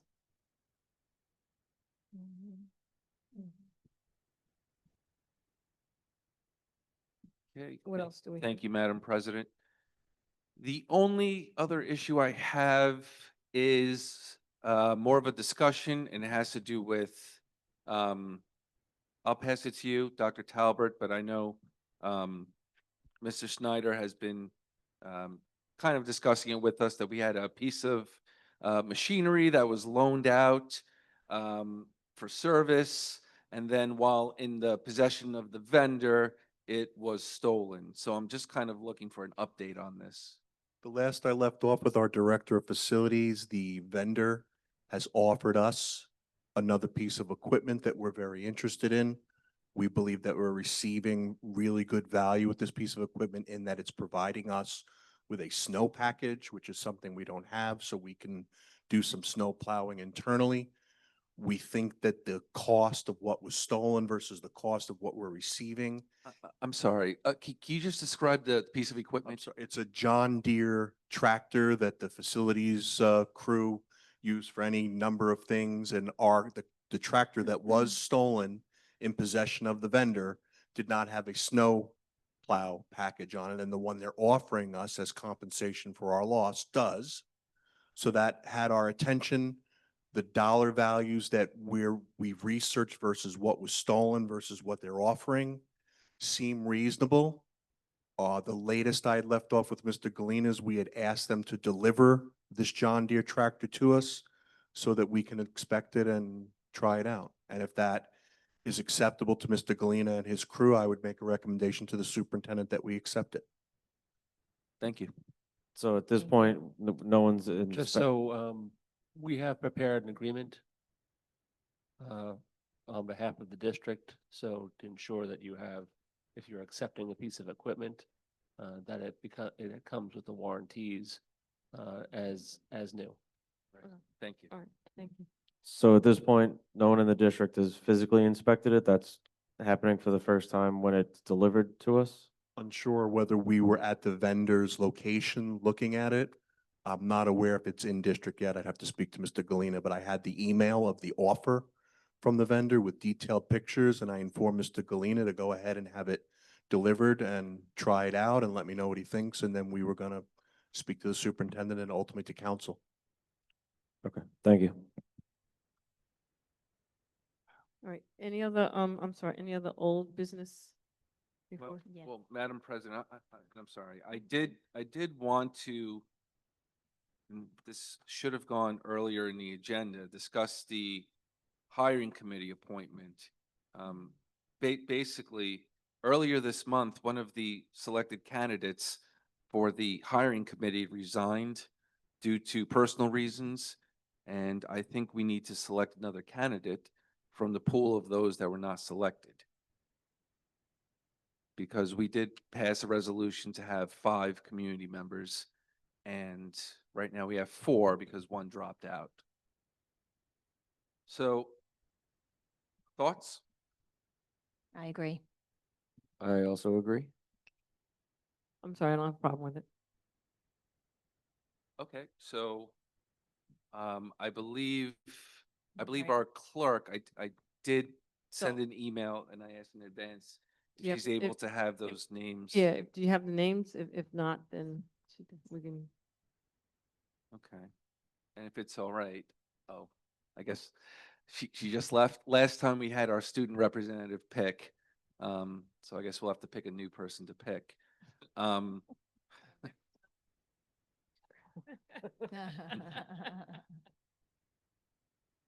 All right, you want Ye- to put it? Well, The yeah, names and. right. So we did say the names last time of who was the candidates that had the availability. So just to be clear, there should be 4 names going into the pile. And those are the 4 that were available, but were not selected at random. Those 4 names should be, and Madam President, if you can just confirm as I read them, I would appreciate that. Go ahead. It should be Miss Stephanie Andrews. Okay, it should be Miss Kayla Cooper. It should be Miss Donnell Cronin, and it should be Miss Jody Runfola. Okay, so those were the 4 that were not selected, and just at random. No rhyme or rhythm. So we would like to fill that open spot with one of these other community members.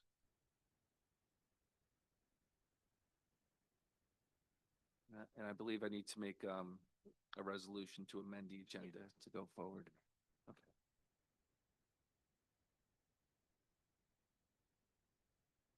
Right, we should have someone neutral pick. I think probably the district clerk would be best because in school board elections, she can serve as a designee. Right. And just to be clear, there's no pressure because it's not a paying job.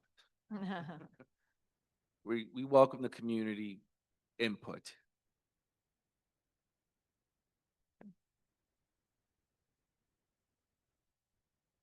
Okay, and our clerk selected Donnell Cronin. So now what we can do is we will amend the agenda to add agenda item 2C5, which is the appointment of a new person for the hiring committee. No, because we had 4, but that failed. Yeah, so now it's 2C5, which is the,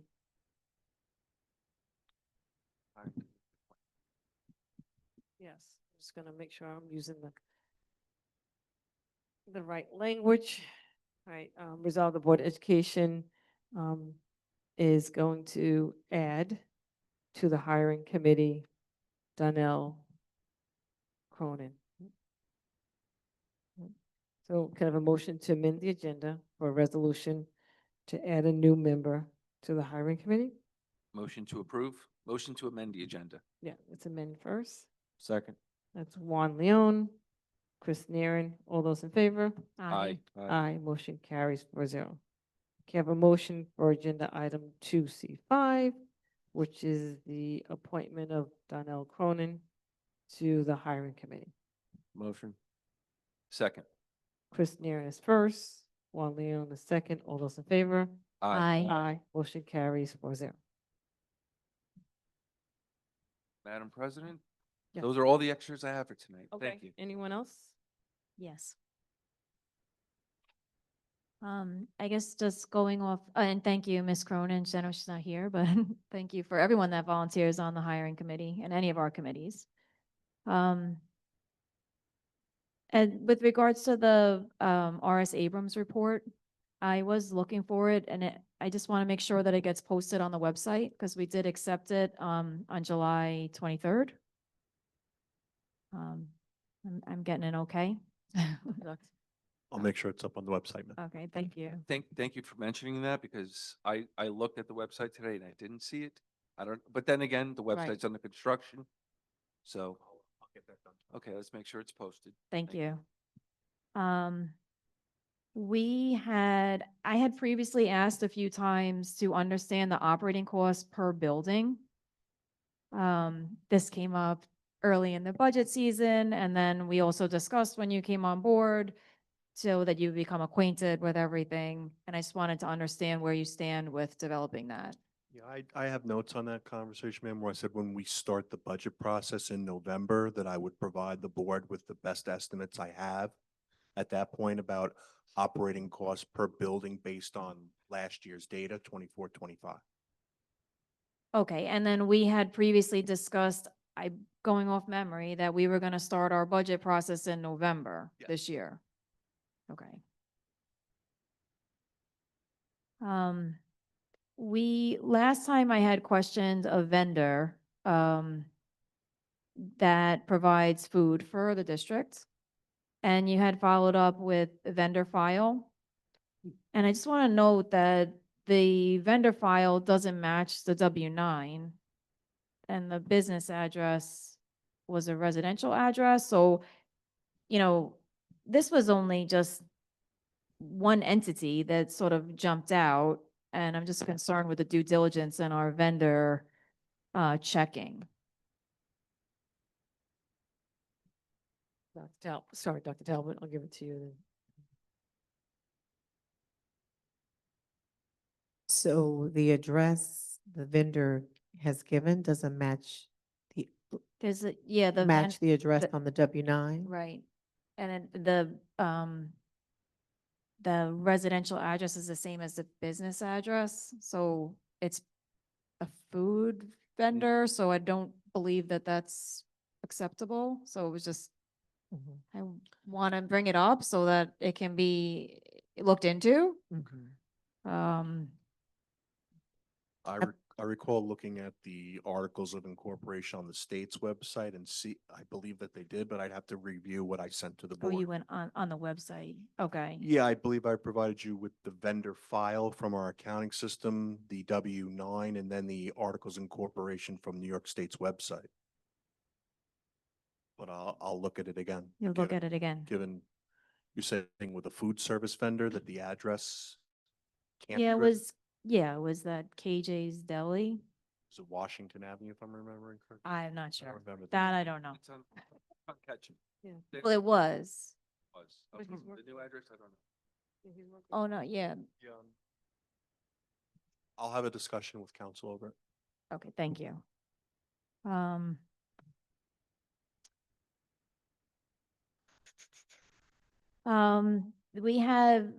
I had requested by email, an understanding of all of our committees.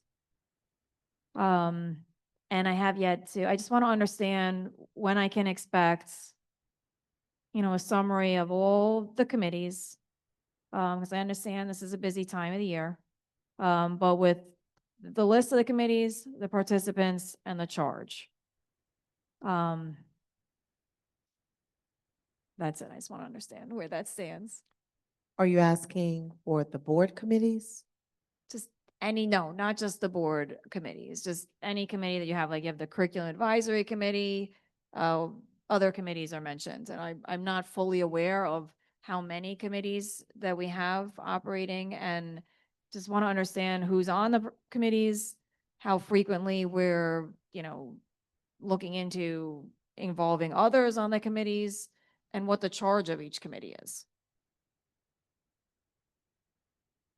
Okay, we're making note of that. Okay. We'll get back to you on that. All right, thank you. I had mentioned, I'm sorry, we had gotten an update about the open foils. So we have some open foils for many months now. Are they all closed out at this point? No, ma'am. There are still open foils that we're working. Okay, don't we have aren't we sort of legally required to close these out in a certain time frame? I don't know, John, or In the original communications on some of them, timelines were given that we weren't able to comply with. We're getting to them as quickly as we can. okay, so and then I guess you're giving So there's a process for the foils, and there is a set basis for why you can extend a foil. Mhm. Some foils are very voluminous, require a great deal of review and redaction, so that and so there's a basis by which you can extend a foil, and that basis is reviewed, and foils are extended as necessary given the extent of the foils and how much has to be redacted. Okay, so I can take from that that you're responding to the community members with extensions? So that there was a gap in there between FOIL officers. And so Okay. there was a time period where I don't believe there was a FOIL officer, Mhm. records access officer. So there was a period of catch up. Okay, And so my understanding is there's now a list and a way to systematically get that down. okay, okay. Thank you. Last year, we started off the year with a like family engagement survey, or I forget what you called it. I assume we're gonna do that again this year. So I'm looking for confirmation of that and the timelining of that. Because I had also recommended in previous discussion that consideration be given to exit surveys, since we do have students that leave the district. We see it in our numbers of our students going to charter schools and in particular. So at this point in time to,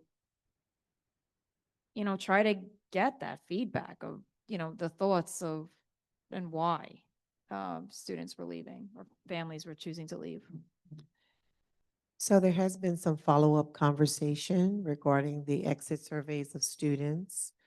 We've been in communication with the central registration, and we're actually sort of revamping where that official withdrawal would come from so that we can ensure that some procedures are in place properly.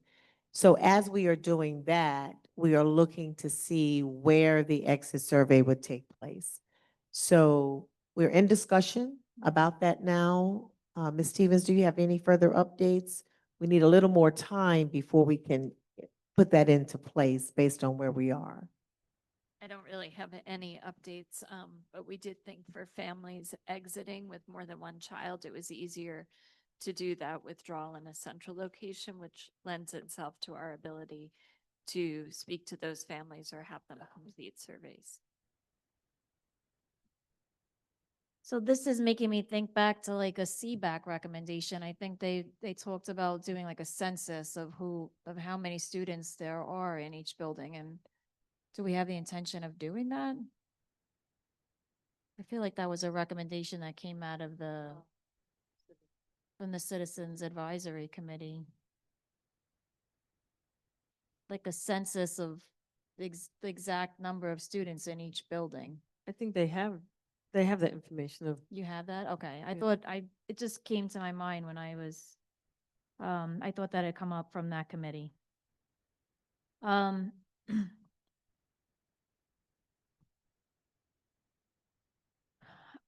I also, in our policy committee meetings, I had asked that we give consideration to having the students sign off on the code of conduct.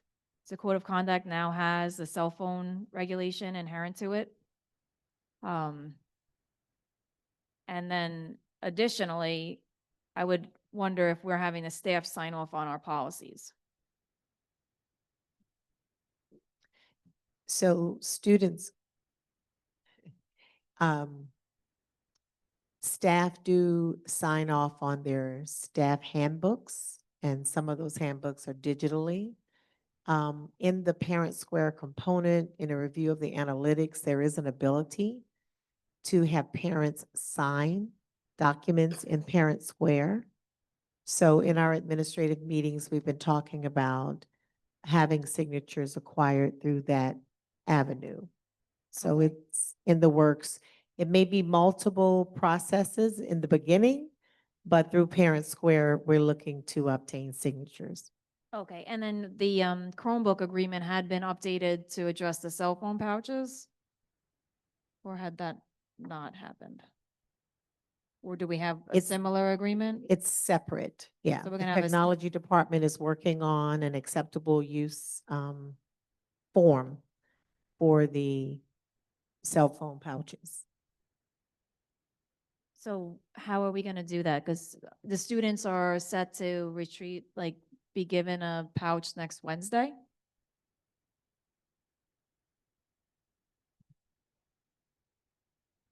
There is a rollout plan in each of the middle and high school to distribute the pouches. Mr. Ivino is working on those agreements for us that will be distributed. So the building administrators are going to go into classrooms, distribute those agreements, distribute pouches, and make sure that students have their pouches at the beginning.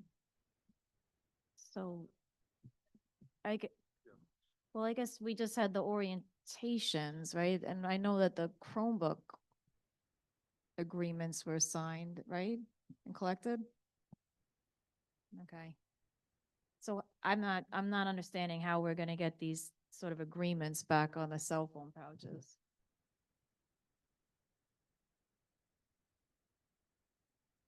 So because the pouches are new, right, Chromebooks are things that Established. they've done every year. Right. The administrators felt that it was important to have conversations with students about the policy, about the rollout, about what they were agreeing to. So they are going to do that in classes in smaller groups instead of in the auditorium setting. And then they're gonna go home with a paper agreement? They are, yes. I had, so I know that Juan and Lisa want to jump in, but I was curious about because when we did the building walkthrough on Friday, we were learning that the middle school is going to handle things differently than the high school, which was, I guess, okay. But then I'm hearing that the middle school was telling parents that, they have the pouch, but they have to leave the cell phone in the locker. And that kind of goes, that was kind of not the intent. Yeah. So I don't know if you had heard that difference? No. I did not. I did want to clarify though, as far as the procedures, it's just, I think what you're saying is just the placement of the magnets, right? Where the magnets will be. Right. So at the high school, they're gonna be outside. At the middle school, they're gonna be inside. Right, so at the high school, there will be some mounted outside, and then there will be a magnet, at least one on a rolling cart. And then I guess to Nate's presentation earlier, it looked like students can come in on either side of the high school. So we were looking at a location on the west side of the high school for the magnets to be outside, but we're gonna have them on both sides of the high school now? It's all covered with the building principals. So yes, both sides. The building principal has a plan for how those unlocking carts are going to be rolled out for where the students enter the Okay, so building. there would be carts on that side of the building and the fixed magnets are only gonna be on the west side of the building? I'd have to see the exact plan of where the building administrators wanted them, but they were included in the implementation meetings and they decided with the vendors where things were going.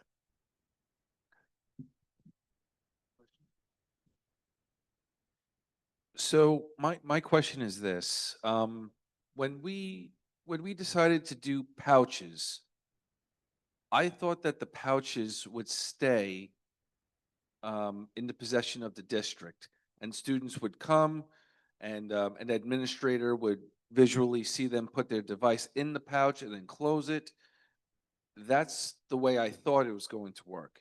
So now we're learning that the way it's going to work is that each student will be assigned a pouch. It will go home with them. We hope it comes back. And we hope that they put their actual cell phone in there, not a decoy. For me, at that point, there's no difference between that and their lockers. We had talked about that. And there was drawbacks for either direction. You could have it where they're throwing it in the bin at the end of the day, but Well, one student damages the pouch, it gets thrown in the bin, and then the next day, another student pulls out that damaged pouch, who's responsible for it? But if they have possession of their pouch and they come to school the next day and their pouch is damaged or they don't have it, then they lose possession of their phone throughout the school day. I understand that, but I also don't want this law to become a logistical nightmare for our staff. But I think it's something, I think, it is something that will continue to require revision as we go along. because it may work and it may not work. And if it doesn't work, we're going to have to make changes.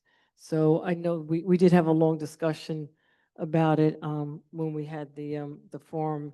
And there were pros and cons connected to it, like Chris already mentioned. So I think we have to allow it to be rolled out into the schools, knowing that there will be changes that will take place along the way.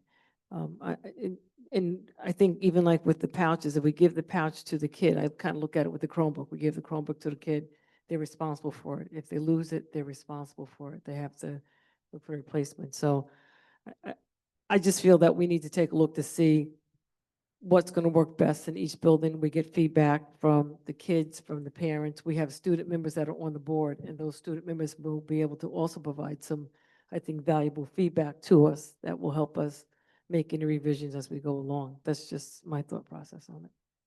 Yeah, I mean, I agree, Juan. That's what my understanding was. I thought the pouches were staying within the district. They weren't going home. And I know it's not cost comparable to a Chromebook, but still, I really thought that we were going to have had a sign off on the pouch, and so an understanding of what the expectation was as far as damaged pouches and replacement prior to the school year opening.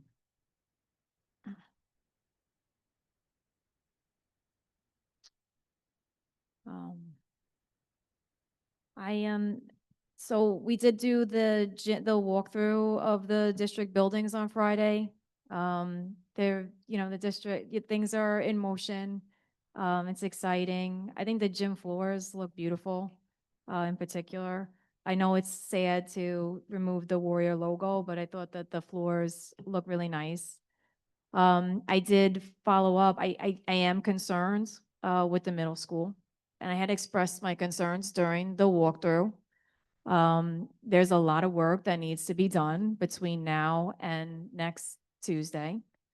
So I did want to follow up and just get reassurance. I asked for the construction schedule, and an actual construction progress meeting update,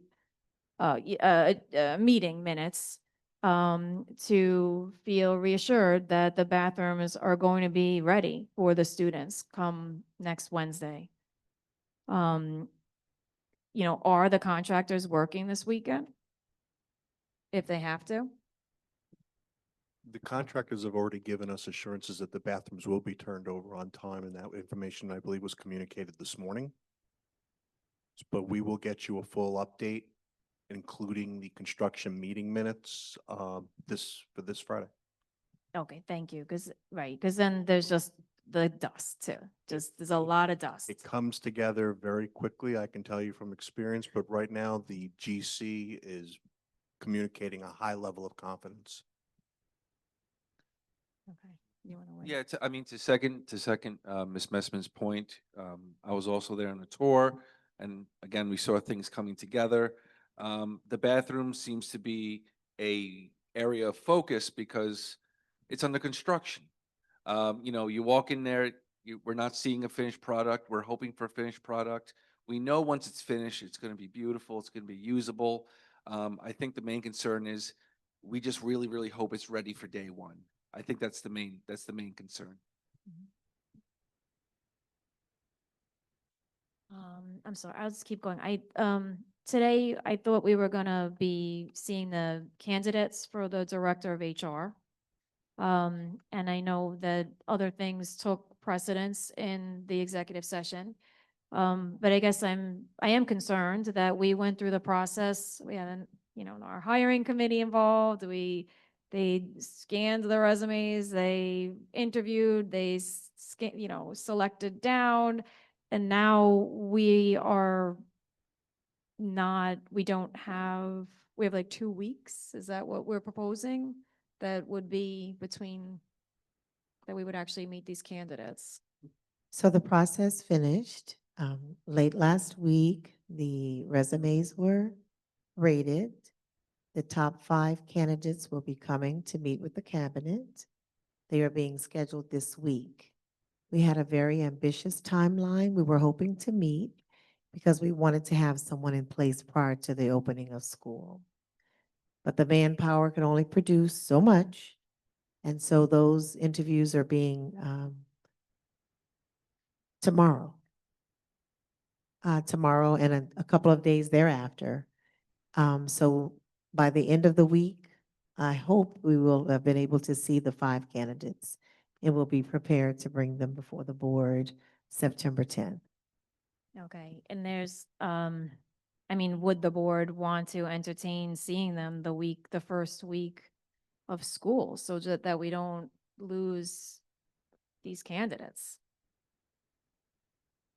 The question for the board. I'm just members. looking at my calendar. No, I just wanted to clarify that I didn't know if I truly made it sound like a question. Oh, I thought you were asking the board, would they? I am, I'm asking, Right. if, if there's candidates in there and we've gone through this whole process, I'd hate to lose them. Right, to your point, I would like to interview and hire a qualified HR director as soon as possible. If I'm okay, if we have candidates and we want to do it before the 10th, I'm fine with that. Okay, so we won't pick a day right now. Oh, Chris, I don't know, where you're gonna weigh in. I'll pick a day, I September, don't, September 4th?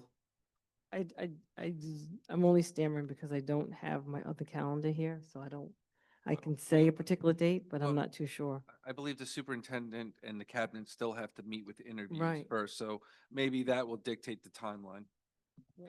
If we could communicate that to you, because there's continued vetting, reference checks, and a number of things that must take place Let's wait. throughout the process. So we wish we could bring them before September 10th. If we are at a place where we feel we can, we'll certainly communicate. Okay. All right. Thank you. Um, I did ask this by email too. I was trying to clarify our involvement with the library project. And I just want to ask Dr. Talbert if you're aware of any change orders at the library. You, go ahead. Yeah, we're not aware of any change orders at the library. Is that correct, Mr. Steiner? There haven't been any change orders processed to date. Whether they're contemplating one over there, I'd have to speak to the director.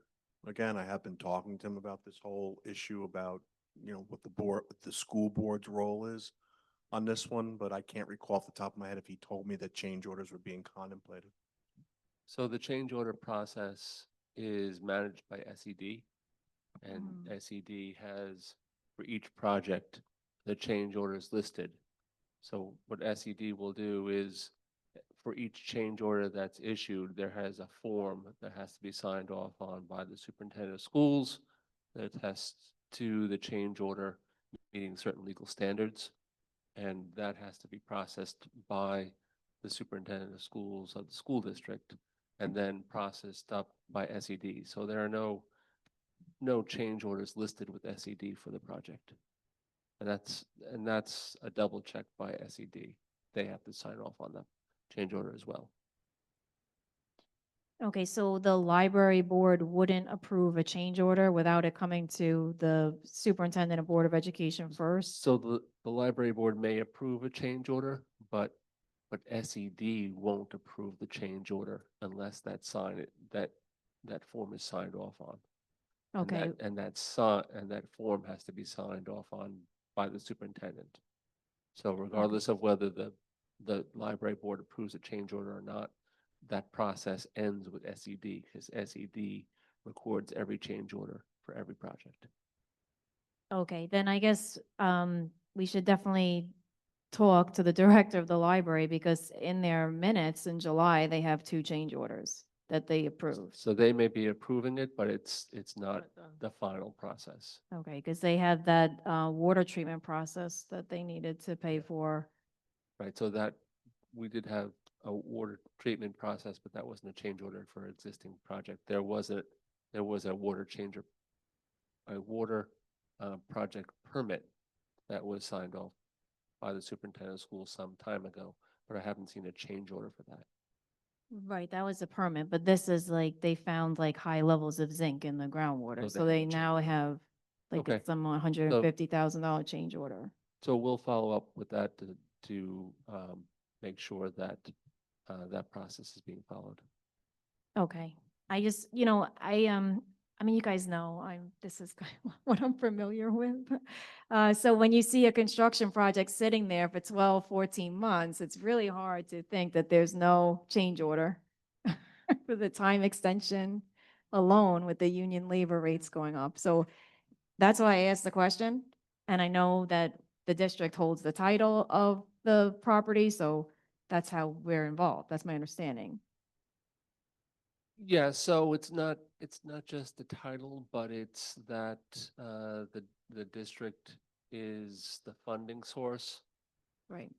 And it has the substantial completion and sign off, and those final cost reports are approved by the district. So there are specific benchmarks as a project goes through that has to be signed off by the school district. Yep, Otherwise, it's, the day-to-day operations within the scope of understood. the The library. library. Yeah. Yes, understood. Thank you. I just have two more really quick. I'd be very interested to see our budget to actuals for the logo removal. We talked about, you were kind of mentioning where maybe had some savings here and there. So I'd love to see the budget to actuals for the Warrior logo removal efforts.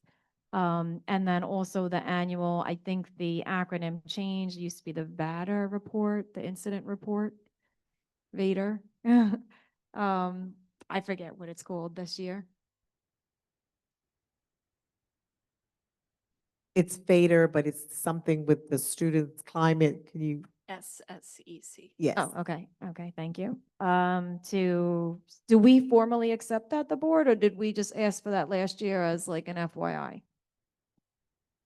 No, the board does not formally accept it. And did we provide it to the board, or I think it was requested prior to the submission deadline? Okay, so it wasn't ready at the time, but it's been completed now. Okay, so I'm just, I guess, asking for that again. Yes, we can provide that. All right, thank you. I think that's it, Lisa. Oh, that's fine. No, I was just saying that I asked to have the AC turned off for now. Oh. Any other old or new business? Any Yes, pers- I have one. Dr. Talbert, I had previously asked for a list of booster clubs and organizations that are working with the district. So just wondering about the status on that. So in terms of booster clubs, to our knowledge, there's only the Amityville Booster Club, which our very own trustee Leon is a part of. There are no other booster clubs who have reached out to us to make us aware that they would like to partner with us to produce any outcomes for our students, athletes of the sort. Okay, and any other organizations that are working with the district in any similar type of capacity?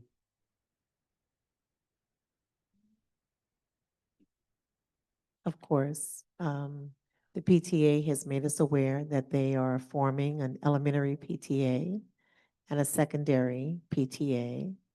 We've had actually a meeting today with the Sports Hall of Fame, who was interested in doing their acknowledgement dinner in October, on October the 3rd. In terms of boosters or organizations similar to that, those are the only ones who have had conversations with us, to my knowledge. Okay, thank you. Anything else for new or old business? Okay.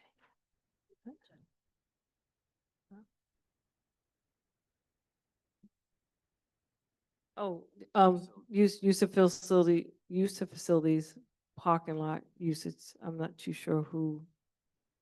Oh, what about? Ms. Stevens, would you like to give the update regarding the requests? The request from the police department was that we consider waiving the current insurance practices so that they could submit a use for the administrative parking lot at the end of their Ragamuffin parade. So I guess it's something that. So it wasn't it wasn't the entire insurance, right? There's only one specific insurance. Correct. It was the umbrella excess liability. Right, so, Excuse me, we're trying our best. I will remind them. Thank you. excuse me. So my understanding there was, the policy states is a minimum of 1 million for the umbrella excess. And that's what the police department was proposing for use of the lot at the end of the parade. And it's my opinion that it is within the board's discretion within that policy. It states that's the board's discretion as to whether or not the policy would, the facilities use would provide the insurance as written, or you could provide a minimum of $1 million for the umbrella / excess liability. Right. So this is something that will just be coming it'll be coming to the agenda as use of facilities, and then we just have to make the decision as a board if we're willing to accept. Correct. When is the event? It's in October. I believe. Yeah. Yeah, it's so October. it would be coming to, Okay, and then you board. just give us a reminder on it, so therefore, Okay. thank you. All right, if there's no more new or old business at this point in time, we will take community input on non-agenda items.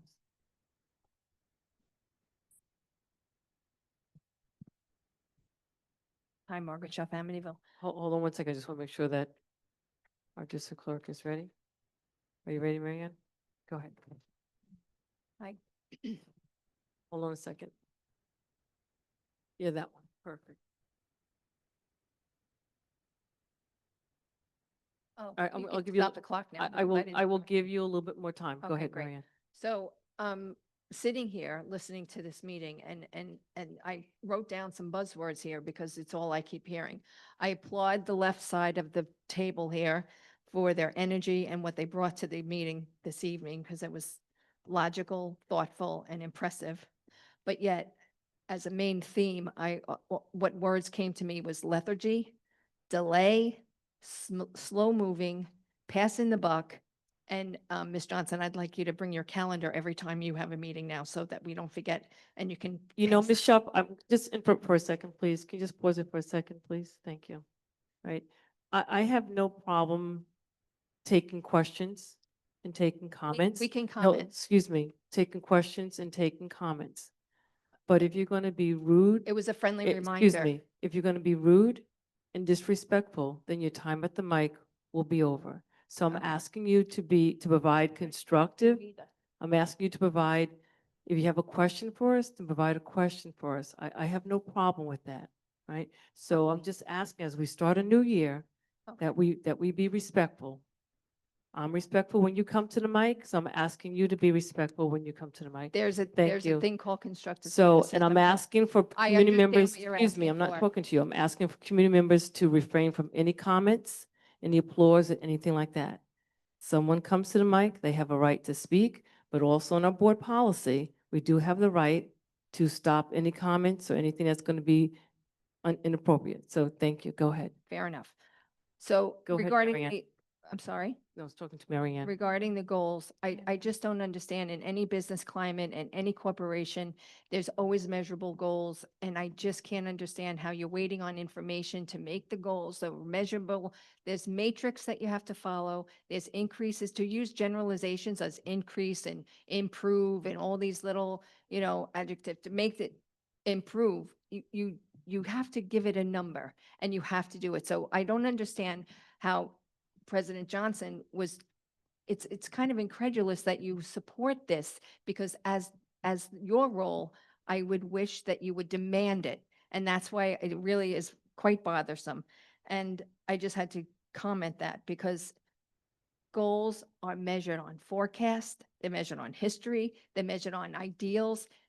And all of these things should be measured, and it shouldn't be, and it shouldn't be anything new. You're in this role for how long? I just can't believe that it's being so mealy-mouthed and brushed over so glossily, like it's glossed over, that you just don't have this nailed down at this point in your career. And the other question I have a question now, unrelated, is how many students withdrew from Amityville this year to date? So we'll have your question and we'll get back to you. I'll make a note of it right now. Okay, okay, delay. And how many are enrolled in the charter school for this year? That's not, that's the second part of the question. So hold on, how many students Enrolled for the charter schools that left, that, you know, enrolled for charter school right, and how many have left the district? correct. So by the next meeting, or maybe you can email me, you have it on file, I'm sure. How many have left the district? And my other commentary is regarding AI. And when is the launch planned for this AI? I believe once Dr. Talbot has the information for us, she'll give it to the board and give it to everyone as well. Well, you talked about it tonight, so obviously there's a launch. You're talking about design and everything else, but when is the mindset for this launch of AI? So Dr. Talbot, do you have a set date or not yet? If not yet, then we'll get information back to you. Is it this year? The process has already begun. But when my question to you is, when do you plan? I get the process has started. Thank God for small favors. But my question is, when is your goal to launch it? This school year. Okay, so in view of the cell phone situation and the packet and everything else, I think at this time, if you're starting the process, if ever you ever leaned on your fellow peers, you look for tutorials, you look for forums, now is the time. I know you have like a superintendent, probably quarterly meeting, monthly meeting, whatever it is.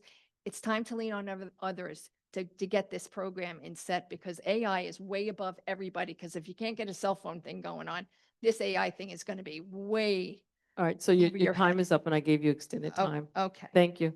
And perhaps maybe the president shouldn't always have to speak for the superintendent. You're supposed to Thank work you. for us. Next person, please. Thank you.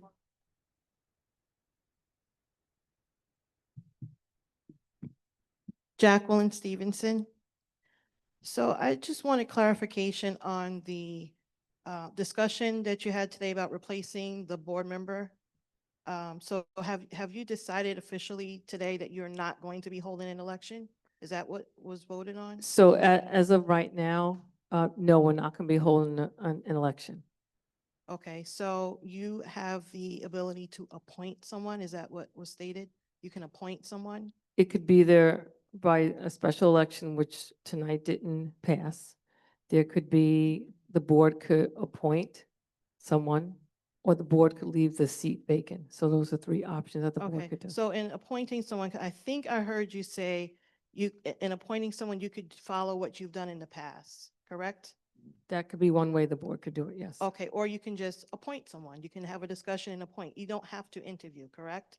Correct. It's Okay. up to the board. It's up to the board. So I just wanted to talk about my experience that I had last year, because I was one of the ones that applied. Mhm. I don't complain much, I come up here, ask my questions, but I just wanted to let everyone know how I felt about the process. I didn't agree with how the process went. There was some loopholes, some things that went on that I felt was not professional. For one, the board insisted on having the interviews and filling the spot prior to the new candidates coming on board. Even though many community members asked if you all could wait, but you wanted to have that process done because Mr. Leon and Ms. Santos were on the board at the time. The problem I have with that is Mr. Leon was not informed about my interview. He was not in on my interview. I don't know about anyone else. I can only speak for myself. I have it's on video, because I asked this question at one of the meetings, and he was involved in the first process, not involved in the first process, but he could have been involved in the process of interviewing. So that was one issue. Another issue was I received a letter after my interview stating that a decision had been made, only to then receive another letter that a decision had not been made because the board hadn't met. And also, again, I don't complain much, but during the day or meeting when a decision was made, Trustee Canestro voiced her opinion about several of the candidates, myself being included. And while she was stating why she felt I was qualified, one of the other board members murmured something about her having a relationship with these people, which to me was a slap in the face. Like, I'm not qualified. You think I'm not qualified because Ms. Canestro is stating her feelings about me, or how she felt, why she felt I should be picked, or why I was qualified. I'm sorry. So I feel like if you're going to appoint someone, bypass that process. Just appoint whoever the next person. You just had an election. Mr. Leon had over 800 votes. Naring had over 700. Mr. Papil, voila, had 525. Appoint him. The community already voted. If he declines, Mr. Martin was next with 452. Offer it to him. The community already voted. So just so that you don't put anyone else through that whole process, that's my suggestion, and my time is up. Thank you. You're welcome.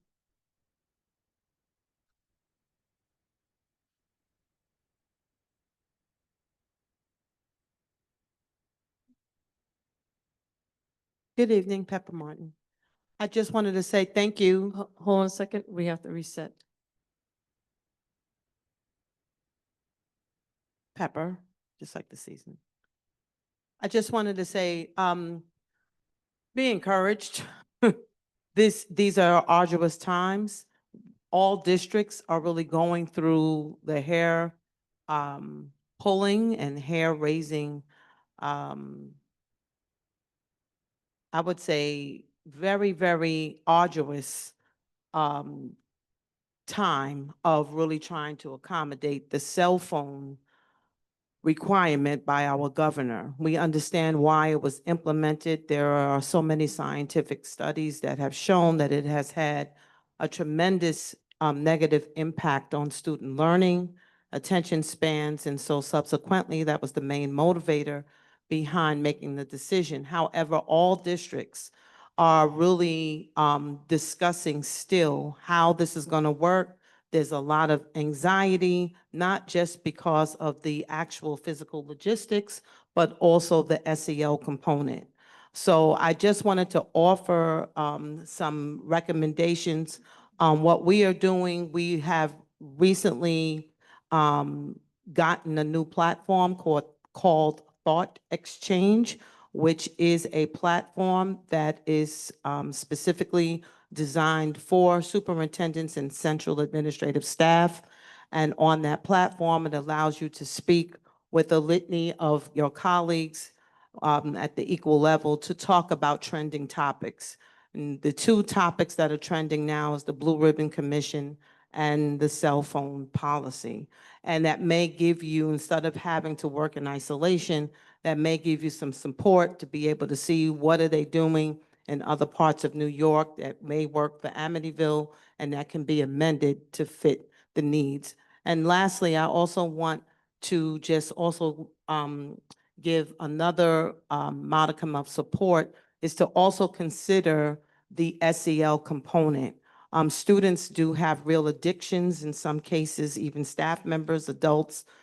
This is scientifically proven. So you may want to, while there is a need to definitely focus on the pouch and where it's going to be located, you may want to just be open and render some grace because you're going to have to try different ways even throughout the school year to see what gives the best result. But I'd want to offer that you may want to also consider an SEL plan around it. Should someone start to have some difficulty with separating from their device, you want to put a PPS team together to maybe have something in place to address the anxiety that may or may not be present once they realize the impact of not having access to their phone during the day.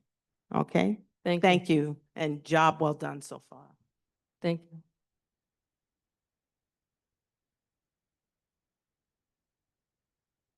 Hi, Wendy Canestro. Hold on a second, please.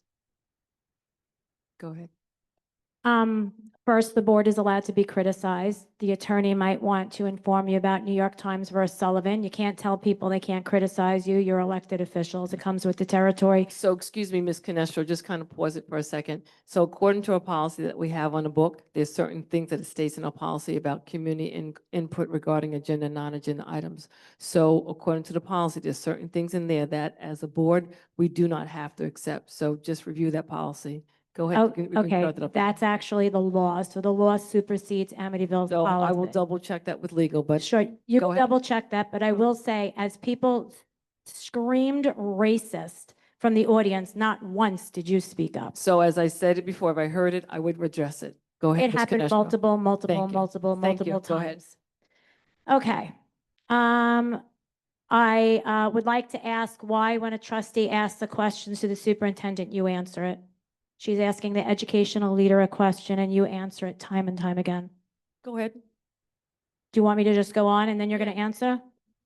Are you going to answer or no? I will see if I answer. Go ahead. Okay. You had a lovely student who sat here the entire meeting who did not speak.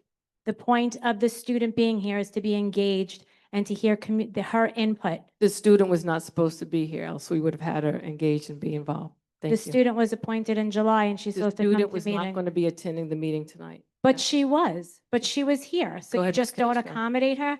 Shame on all of you for that. Thank you. Let's see. Policies were read. There was a first reading.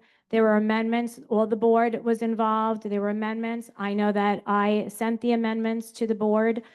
There's been no second readings. I've sent an email, board president, like you haven't answered me, which you said you were going to answer me. There's a board policy for that. Where are the second readings? No answer. Perfect. Okay.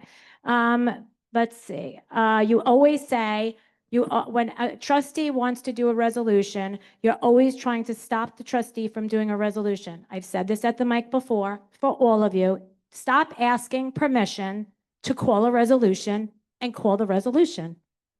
She has one vote just like the rest of you. She has no more power than the rest of you. Call the resolution, know what your rights are, or read up on Robert's rules if you don't.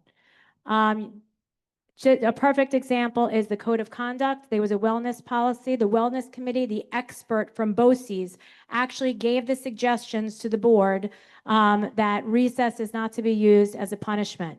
Instead of the board adopting the policy, you allowed the superintendent to talk you into, we'll review it at a later date. We'll send it back to the policy for them to review. They sent it to you.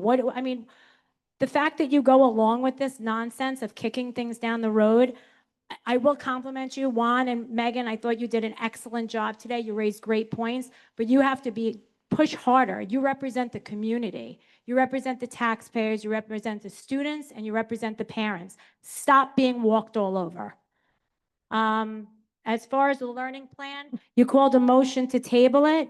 It failed 3-1, and then you voted to approve it. All you had to do, one person had to vote no, and it would have been on at the next meeting. You don't have to wait for other trustees to have a discussion. You either show up or you're part of the discussion or you're not. If you have a quorum, you finish business. Stop going along with this nonsense that happens here. As far as a correction action plan, you should have 90 days for your business official to give it back to you. You're going to have a draft on September 3rd from a report given to you at the end of July, and you're going to accept that. When the board wants something, you say, okay. What in the world goes on here? This is not normal. This does not happen in other districts. This is why you cannot get ahead. Ms. Canestro, your time is up. I let you go a little bit longer. Okay, then I'll come Thank back. you. Oh. John? Just hold on a second for her, please. Angela.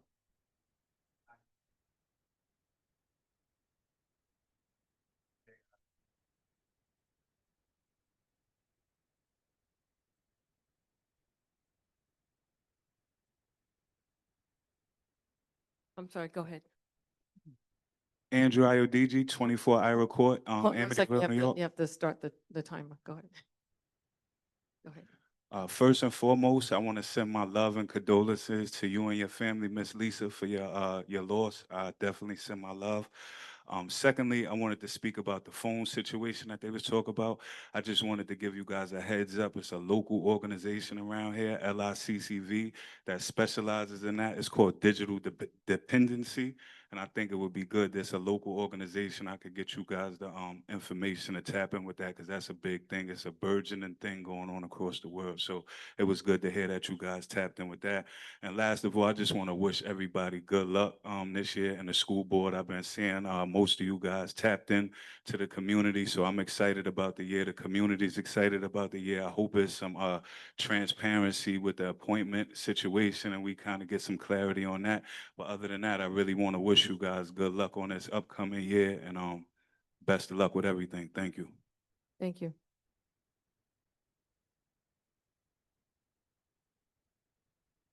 Wendy Canestro, I just want to finish. You didn't actually answer my questions. I don't have an answer right now, Wendy. Great, okay. As far as the new plaque, you wouldn't think that the trustee would have to spell out that you want both plaques up.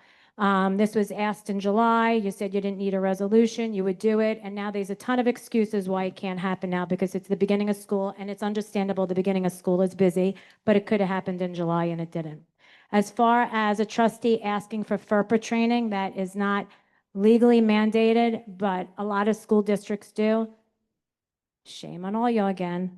FERPA is to protect student records. You are supposed to be advocates for students. Why was this a hard task? Again, tons of excuses. Your council said you could add it to the plan and then, you could go roll it out for the training. But instead, you allowed the superintendent, by the way, who works for you, you're above the superintendent, she answers to you, to walk all over you. The board president continues to hold on to status quo, will always say, let's just wait. I agree with you. I agree with you, but let's just wait. She is not the decider of the Board of Education. She is one of all of you. I don't know if like all you'll need training again or something, but it sounds like you might. As far as the evaluation tool for the superintendent and the goals, Ms. Messman was 100% correct. Other districts do this. It isn't a big deal, but you're going to wait the 11th hour on the day it's due to have this conversation. It is problematic that that keeps happening. As far as Mr. Leon bringing up the vending machine, I appreciate that. Who actually owns the vending machine? It's going to be looked into. We'll get an update. Nobody has an answer? Not at this time. Okay, weird. A tractor just goes missing. Was there a police report filed? Were the keys given to them? Like, was there a chain of custody from the district to? Everything was investigated and we have a report about it. Everything Okay, great. The 23 somebody, I can't remember who said it. I was going to ask if the internal audit report is online. It's not on there, but in general, like, listen, I could go on in here. I have like 5,000 notes, but here's the thing. And this is what the board needs to understand. You are the oversight to superintendent. She oversees everybody else. Like, you guys are very reactive and not proactive for anything. Why wasn't the internal auditor report up? Why is the evaluation tool kicked down the road? Everything is reactive. Everything is last minute. If you want progress, you have to strive and demand excellence. It's up to you, the board. Thank you. But then again, Time's you up. took away all accountability, so. Thank you.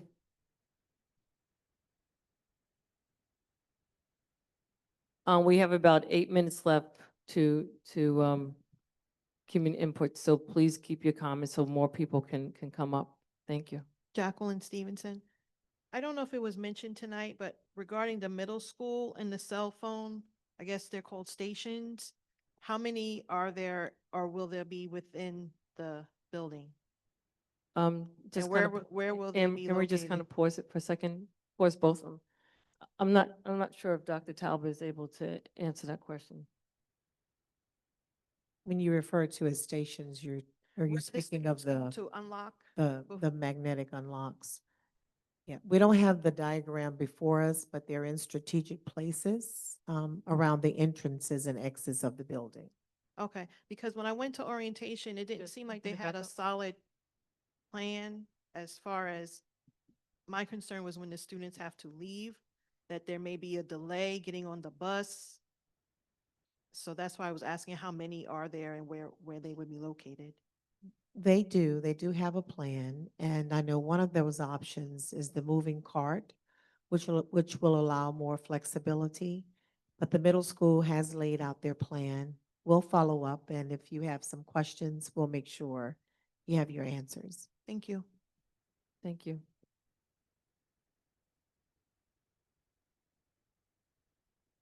So, Emery, I'm gonna tell you to kind of hold off in starting the actual total time. So I'll let him start, and then I'll tell you when to start it, the other one. Okay, go ahead. Go ahead, yeah. Nakia Wolf, 100 Avalon Court, Melville. Start his.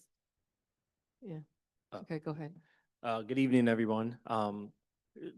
First and foremost, just want to extend my thanks to the board and the school district who was very instrumental in partnering with the Amityville Teachers Association and with community organizations for backpack giveaway that it is that we had this past weekend. Thank you for your responsiveness. I didn't have to wait for anything in terms of getting information and resources for you that helped us to make the event successful. I thank and specifically central office. Like to thank Barbara Hunt, who also received a probationary appointment. She was instrumental in making sure that we were able to get supplies that were donated from the district. So in a time where it is that we sometimes don't focus on our actual children, and the fact that it is that we had outreach from the entire Amityville community, didn't matter whether you were from North Amityville, South Amityville, East Massapequa. It was a collaborative effort, and it actually shows what can happen when we actually take time and have conversations together, and we actually work towards a common goal, which is our students, and hopefully we can carry that on moving forward. A lot of these personal things that are happening, it's not really moving our district forward. Maybe one of the things that would help us is to make sure that we actually adhere to the policies that it is that we have, so people don't think that we don't have them.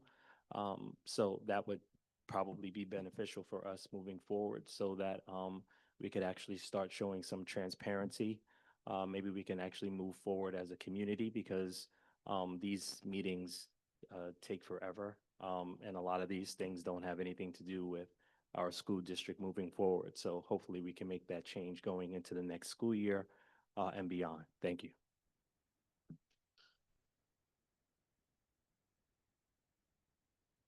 Hi, Chris Peel, Amityville. Okay, a lot of these guys, actually said what I wanted to say, and that's fine. I'm not going to repeat them.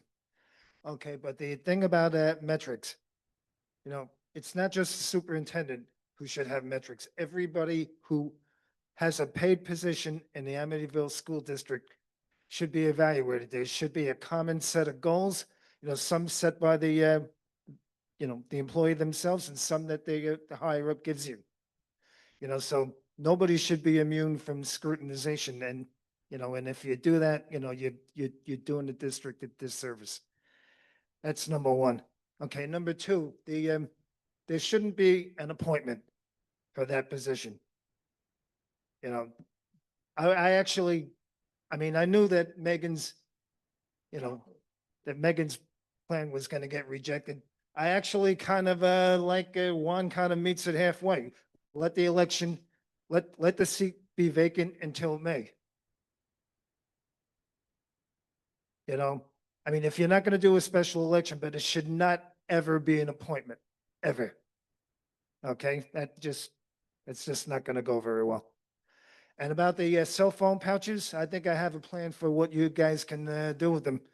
Okay, give them back to give them back to the manufacturer. There's so many workarounds to these things. And now that you find out that they're gonna go home, you know, they're not gonna stay on school property.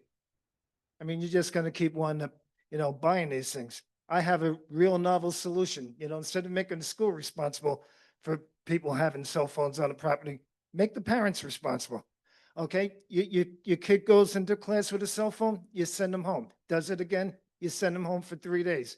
Does it again, send them home for 5 days. And I'll tell you what, when a parent is sick and tired of having to miss work to watch their kid, these cell phones will be out of the building. And that's really all I have to say. Oh yeah, one more thing. Okay, you guys really get, as a group, you can't keep kicking the can down the road. I like the proactive thing better than the reactive. I see these two are actually doing what they're supposed to be doing, asking questions and trying to get the hard answers. Okay, that's what everybody needs to do. And thank you. Have a good evening. Thank you. Wendy Canestro. As far as foils, if the district didn't have somebody to do the foils, that's not on the people who foiled. That becomes a destructive denial if the deadline wasn't met. As far as foils, I know that I foiled something and I got a letter today saying the documents don't exist.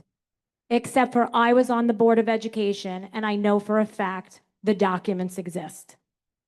I already spoke to legal about that. As far as the pouches, 19 out of 126 districts did not do the pouches. They are opted to stay in the locker. In fact, on June 26th, we had a board meeting where we spent 2 hours talking about the cell phone policy, making amendments.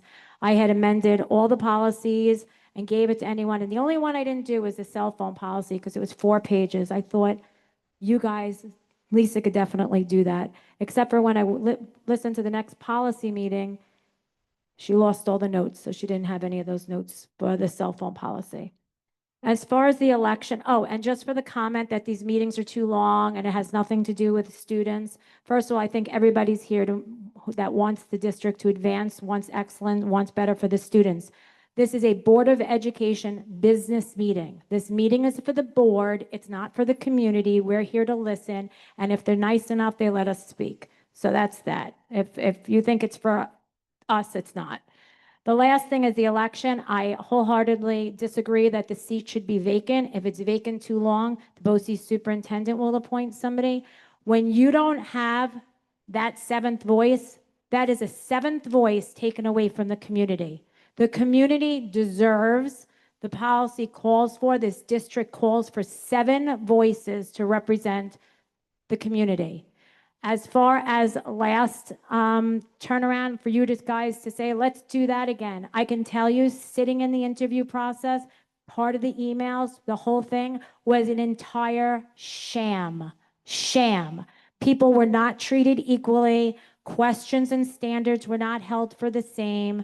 People that were highly qualified, there was hostility towards some of the candidates because some of the trustees cannot act professional and took it out on them. Then an email went out 2 interviews deep that we already appointed somebody. I mean, how does that happen? Oh, it was a mistake after the point. The one woman sent us an email saying, why did I get this? I had to ask her to send it to me. I had no idea. I was horrified. So I will just let the entire community know it was a complete sham. They knew who they were picking. The deliberations were a joke. When we came into public, the 5 other trustees had nothing to say, couldn't say one reason why they were picking that candidate. By the way, and when we talk about diversity, they were 2 Black applicants. I voted for the 2 Black applicants to be trustees. I'm and sorry, the rest, and the your other time is- 5 people Time did is not up on the vote. mic. Thank you. So our community input time is now over. Rose, hold on a second. Community input time is now over. Do we want to allow this one last person to come to the mic? Yes. Yes. Yes. Yes, Go I'm ahead. good. So this will be the last person. Thank you. No, okay. So you're the last person. Thank you. Good evening, Rose Tejada Torres, 19 South Dorado Drive, Amityville. Okay. However, I'm here to speak for my president of my union, okay, Christina Romanelli Seals. Unfortunately, she could not be here today. Good evening to you, Dr. Talbert, and to the rest of the board members. I have a major concern with administration not responding to any of my emails I have sent since July. As a board president, it is a big concern to feel not one person cares about anything I have questioned or requested. And my union is just pushed aside once again. Placements should have been given out by now, and no one knows exactly where they are going for this upcoming school year. Only a selected few one-on-one aides were told by word of mouth by Mrs. O'Connor.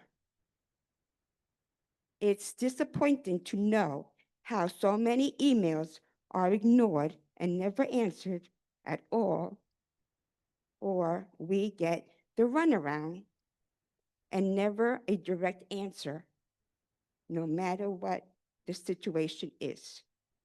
One of my union members has been Xing for a meeting since July, and just another email that's been ignored on our behalf.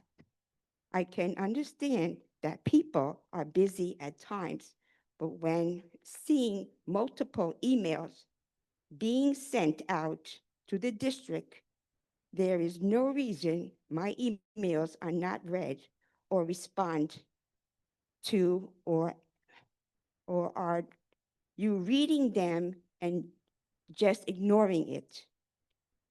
When I'm questioned or needed for things, I give you my courtesy to either show up or to answer your emails.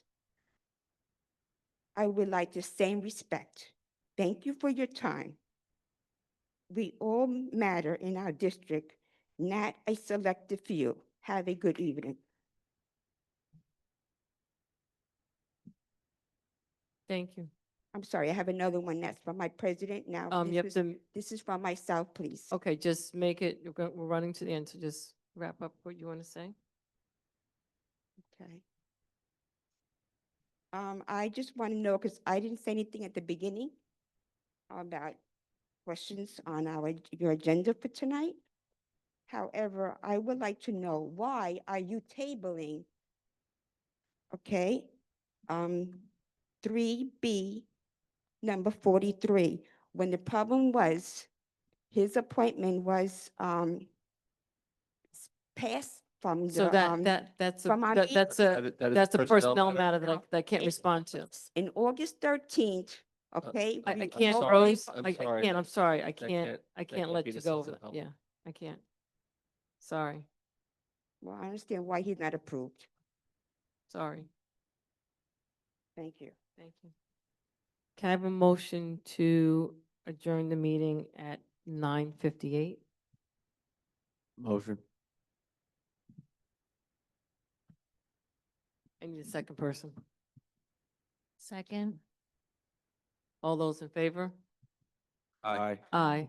Motion carries. Thank you for joining us.